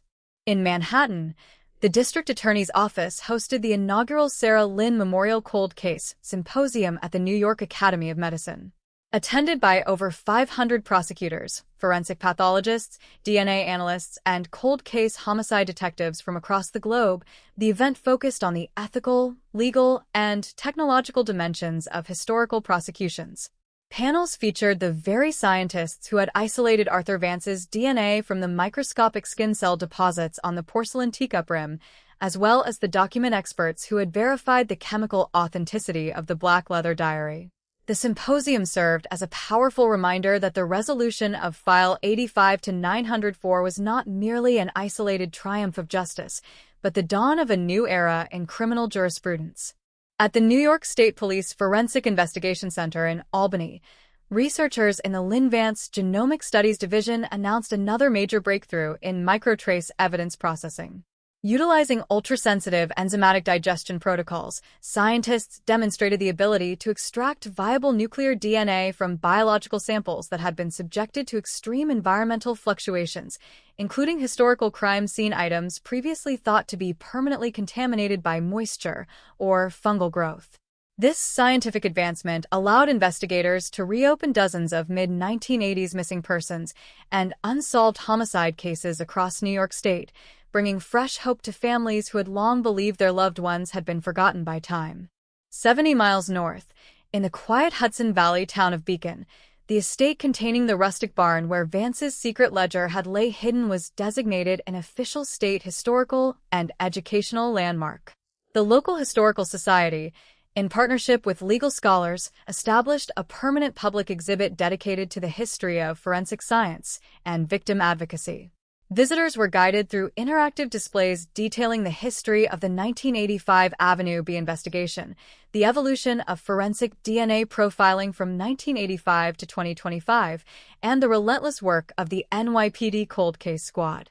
The exhibit emphasized that while criminal predators may attempt to hide their deeds behind physical walls and false identities, the persistent march of truth will eventually dismantle every disguise. Inside the high-security infirmary unit at the Clinton Correctional Facility in Dannemora, Arthur Vance's health reached a critical turning point. At 71 years old, suffering from severe chronic respiratory failure and cognitive decline, the convicted murderer spent his final days under constant medical supervision and armed guard. Despite repeated attempts by state victim advocates and cold case investigators offering him a final opportunity to provide closure on other unindexed cold cases from the mid-1980s, Vance maintained his stubborn, cold silence until his final breath. On a chilly morning in late July 2026, Vance passed away in a cell, ending his life as a state prisoner serving a sentence of 25 years to life, a solitary, forgotten ending for a man who had once believed he was completely above the law. For the Lynn family, the news of Vance's death in prison brought no vengeful celebration, but rather a final, quiet sense of closure. The long legal journey that had begun with the discovery of Sarah's body on a rain-soaked morning in November 1985 traveled through 4 decades of silence and culminated in a historic courtroom victory, had reached its ultimate, absolute end. Sarah Lynn's surviving relatives gathered at her memorial garden at Tompkins Square Park in the East Village, laying fresh white roses beside the brass plaque on Avenue B, surrounded by neighborhood friends, art students, and retired officers of the 9th Precinct. They looked out over a vibrant, peaceful East Village that had finally made peace with its past. Sarah Lynn's life, her vibrant art, and her unyielding victory over darkness were secured forever in the history of New York City. In the late summer of 2026, following the quiet passing of Arthur Vance in state custody, the focus of the NYPD Cold Case Task Force shifted from active prosecution to a comprehensive, retrospective investigation into Vance's 4 decades of unmonitored movements across the tri-state area. With the murderer dead and no longer capable of mounting legal defenses or concealing records behind attorney-client privilege, a joint federal and state task force was granted full access to Vance's entire financial history, real estate holdings, contracting work logs, and personal storage units dating back to 1978. Investigators were determined to answer a lingering, haunting question. Was Sarah Lynn his sole victim, or had Arthur Vance operated as a silent, systematic serial predator throughout the late 20th century? A team of digital forensic analysts and veteran homicide detectives set up a dedicated war room inside the 9th Precinct Squad Room, the very room where Sarah Lynn's case file had sat static for nearly 40 years. Using advanced spatial temporal mapping software, the task force overlaid Vance's historical construction contracts, subcontracting permits, and property purchases onto a master database of open missing persons cases and unsolved homicides across New York, New Jersey, and Connecticut between 1975 and 2005. The algorithmic cross-referencing immediately highlighted several startling geographic and temporal clusters where Vance had lived, operated, or held long-term renovation contracts. The first major breakthrough in this secondary post-mortem investigation occurred in rural Dutchess County, New York, where Vance had owned a small, undeveloped parcel of land purchased under a shell company in 1988. Search teams equipped with ground-penetrating radar, high-resolution thermal imaging drones, and cadaver dog units systematically canvassed the heavily wooded 10-acre property.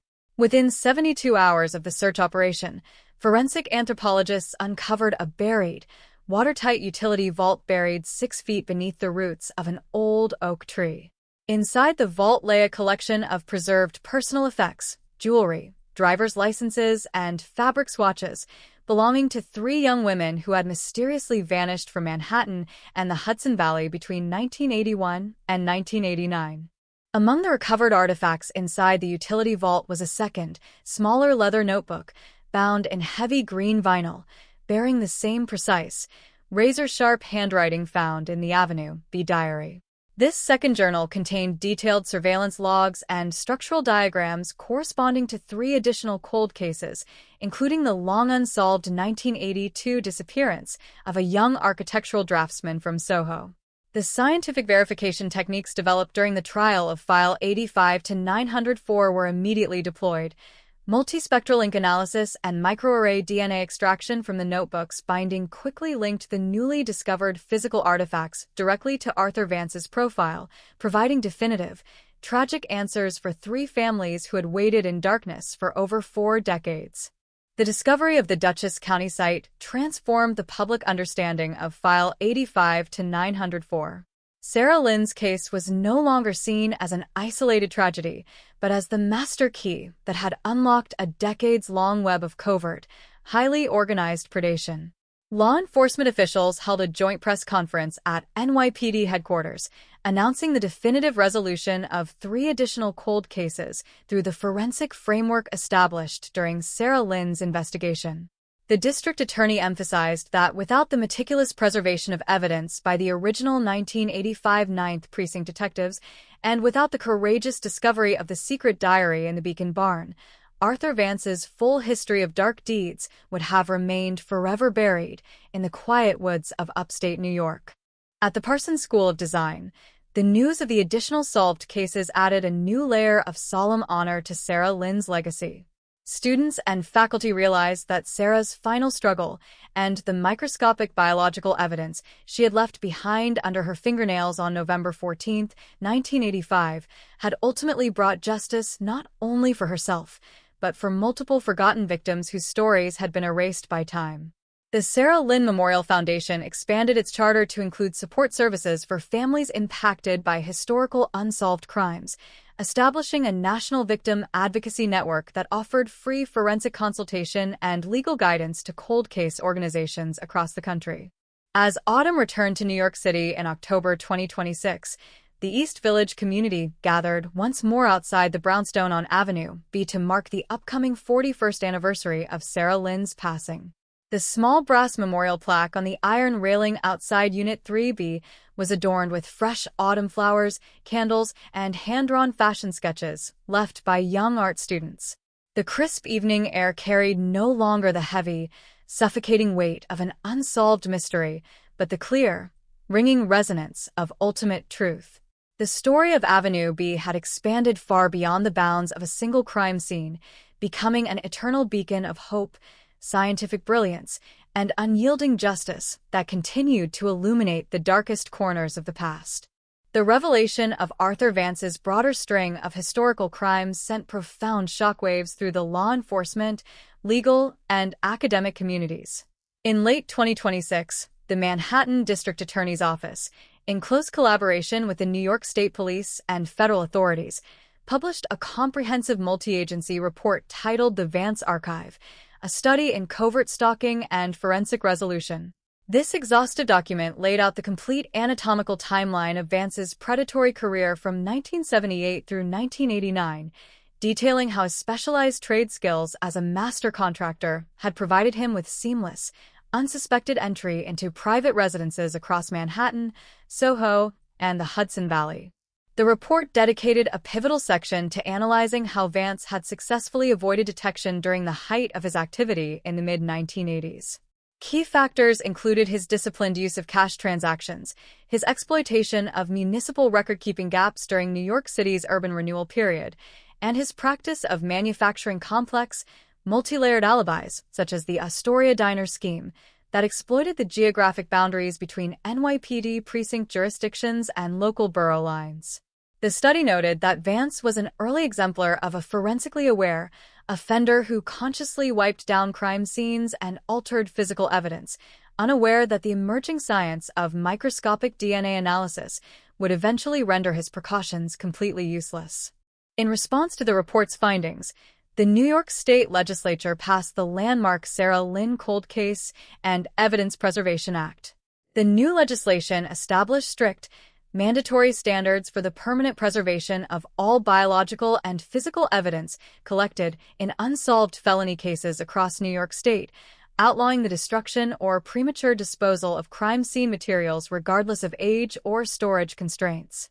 Additionally, the law created a dedicated, state-funded rapid response forensic team tasked with assisting smaller municipal police departments in reanalyzing cold case archives using high-throughput microarray genomic profiling and low-copy number DNA extraction techniques. At the NYPD's Police Academy in College Point, Queens, the curriculum for incoming homicide investigators was updated to include a mandatory multi-week module based entirely on the investigative arc of File 85 to 904. Recruits study the original 1985 paper crime scene reports alongside the 2025 digital reconstructions and genomic mapping charts. Instructors highlighted the vital importance of the initial 1985 field officer's meticulous collection of the 2 porcelain teacups and fingernail scrapings, emphasizing that even in an era before DNA testing existed, rigid adherence to proper forensic protocols created the foundational bridge that allowed future generations of scientists to deliver justice 40 years later. 70 miles north in Dutchess County, the former parcel of land where Vance had buried the utility vault containing the second journal and victims' personal effects was officially transferred to a land trust conservation group. The property was transformed into a quiet, protected public nature reserve named the Four Sisters Memorial Sanctuary, dedicated to the memory of Sarah Lynn and the 3 additional victims whose names had been restored to history through the discovery of the vault. A simple, elegant stone monument was erected at the center of the sanctuary, surrounded by native wildflowers and white birch trees, offering a serene place of reflection for surviving family members, community residents, and visitors. Inside the Parsons School of Design Gallery Hall, the annual autumn exhibition featured a special retrospective dedicated to the combined impact of Sarah Lynn's life, art, and justice. The display showcased digital restorations of Sarah's 1985 fashion portfolios alongside original textile works created by recipients of the Sarah Lynn Memorial Scholarship. The event drew national attention from the fashion industry, with prominent designers praising Sarah's early 1980s structural concepts as ahead of her time. The exhibition demonstrated that Sarah Lynn was no longer defined merely as a cold case victim, but as a brilliant, enduring force in American design whose creative vision continued to inspire new generations of artists. As the winter of 2026 set in over Manhattan, bringing crisp air and falling snow to Avenue B, the brownstone at Unit 3B stood quiet and timeless. The small brass memorial plaque on the front railing shone under the warm amber light of a street lamp, dusted with a light layer of fresh snow. Passers-by often paused in the quiet evening hours, leaving fresh flowers or taking a moment to honor the young designer whose tragedy had transformed the landscape of criminal justice. The long, 40-year shadow that had once hung over Avenue B had been completely dissolved, replaced by a permanent legacy of scientific truth, unyielding memory, and victory over the darkest secrets of the past. The arrival of early 2027 brought a sharp, persistent frost to the northeastern corridor, locking Manhattan in a blanket of gray, quiet cold. Yet inside the climate-controlled vaults of the New York City Municipal Archives on Chambers Street, a quiet revolution was underway. Driven by the revelations of the Vance post-mortem investigation and the legislative mandate of the Sarah Lynn Cold Case and Evidence Preservation Act, teams of archivist statisticians, digital forensic engineers, and senior homicide investigators were systematically executing the largest retrospective case-linking project in the history of American municipal law enforcement. What had begun 42 years earlier as a tragic, isolated homicide inside a quiet apartment on Avenue B had expanded into a master blueprint for dismantling historical impunity across entire decades. At the center of this effort was the deployment of the Lynn Vance Spatial Analytics System, LVSES, a specialized computational architecture designed to ingest unstructured, multi-decade historical records and map them against criminal physical signatures. Digital scanning crews worked in continuous shifts, feeding hundreds of thousands of yellowed 1970s and 1980s municipal documents into high-resolution multispectral scanners. Building permits, plumbing inspection logs, electrical retrofitting receipts, tax assessment ledgers, and subcontractor hand-signed receipts were digitized, optical character recognized, and indexed. By cross-referencing Vance's known corporate aliases such as AV Contracting, Hudson Valley Woodworks, and Vance & Sons Structural Care, the system began constructing an unassailable, granular timeline of Vance's daily physical presence across New York, New Jersey, and Connecticut between 1978 and 1995. The algorithmic reconstruction revealed an astounding, terrifying truth. Arthur Vance had deliberately tailored his commercial contracting business to function as a perfect, invisible espionage mechanism. Under the guise of restoring historic brownstones, installing custom cabinetry, and repairing structural framing in pre-war residential buildings, Vance had systematically gained unmonitored, authorized access to hundreds of private apartments and studio spaces across Soho, Greenwich Village, the East Village, and the Upper Hudson Valley. He studied floor plans, mapped window latches, noted single-occupant schedules, and mapped egress routes weeks before ever selecting a target. His status as a trusted, soft-spoken tradesman with impeccable references had provided him with the ultimate camouflage, allowing him to walk past building superintendents and doormen without raising a shred of suspicion. In February 2027, the task force convened a private briefing at NYPD headquarters for the families of the 3 additional victims whose personal effects had been discovered inside the Dutchess County Utility vault the previous autumn. Sitting in the high-security briefing room overlooking the East River were the surviving relatives of Elena Cruz, a 22-year-old textile designer who had vanished from her Soho loft in October 1981, Claire Thornton, a 24-year-old graphic artist whose unsolved homicide in Rhinebeck in 1984 had remained a painful mystery, and Miriam Vance, unrelated, an architectural draftsman who had disappeared from her Greenwich Village apartment in May 1987. For over 4 decades, these families had endured the crushing weight of ambiguous loss, surrounded by cold official silence and unanswered questions. During the 3-hour presentation, senior forensic investigators laid out the incontrovertible physical and scientific evidence linking their loved ones' cases to Arthur Vance. Multispectral document analysts presented magnified side-by-side comparisons of the handwriting from the second vinyl journal recovered in Beacon against Vance's verified signature on 1980s municipal tax returns. Genomic scientists from the Lynn Vance Genomic Studies Division explained how ultrasensitive enzymatic extraction had successfully recovered Vance's DNA profile from the microscopic fabric swatches preserved inside the buried vault. For the first time in 45 years, the painful, open wounds harbored by these 3 families were transformed into verified historical truth, offering a profound, solemn sense of long-deferred peace. Following the private briefing, the 3 families joined Sarah Lynn's surviving brother, David Lynn, on the steps of NYPD headquarters to deliver a joint statement to the National Press Corps. Standing shoulder to shoulder under the crisp winter sky, they announced the formation of the Four Sisters Alliance for Historic Justice, a nonprofit advocacy network dedicated to funding advanced genomic testing for unresolved cold cases involving young women from the pre-DNA era. David Lynn, speaking on behalf of his elderly parents, addressed the gathered cameras with quiet, compelling authority. For 40 years, Arthur Vance believed that time was his greatest accomplice. He believed that paper would rot, that memories would fade, and that the voices of our sisters would be silenced forever. Today, through the marriage of unyielding human devotion and unstoppable scientific truth, we prove that time belongs not to the killer, but to justice. The national impact of the Four Sisters Alliance was immediate.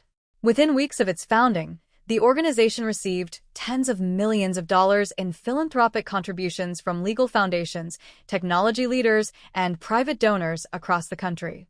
The funds were immediately allocated to subsidize low-copy number genomic sequencing for underfunded municipal police departments across North America, enabling cold case units in small rural counties to submit decades-old physical evidence to top-tier state laboratories without financial constraints. Across Illinois, Texas, California, and Florida, long-shelved evidence boxes containing aged garments, faded notes, and biological scrapings were pulled from storage lockers, initiating a sweeping wave of technical reevaluations.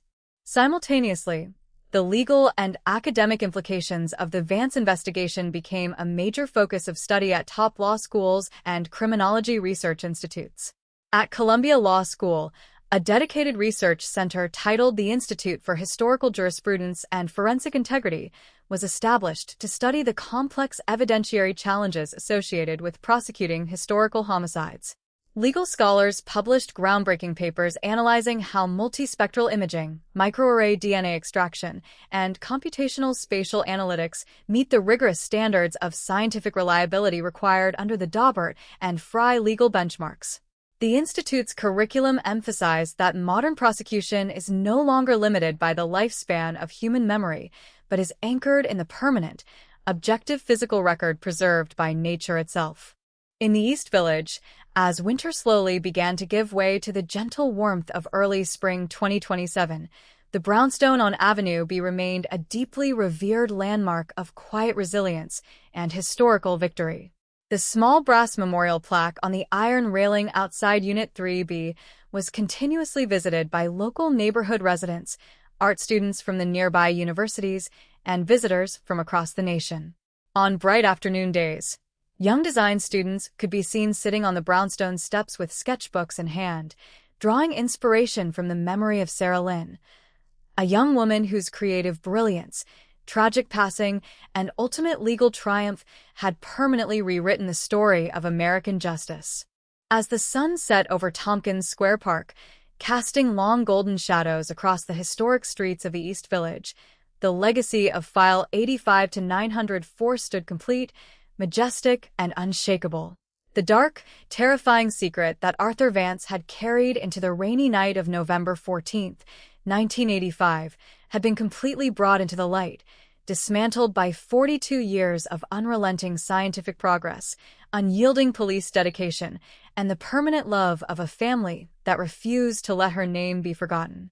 Sarah Lynn's voice, once silenced in the dark, now echoed clearly across generations, a timeless beacon of truth, memory, and victory that would illuminate the path of justice for centuries to come.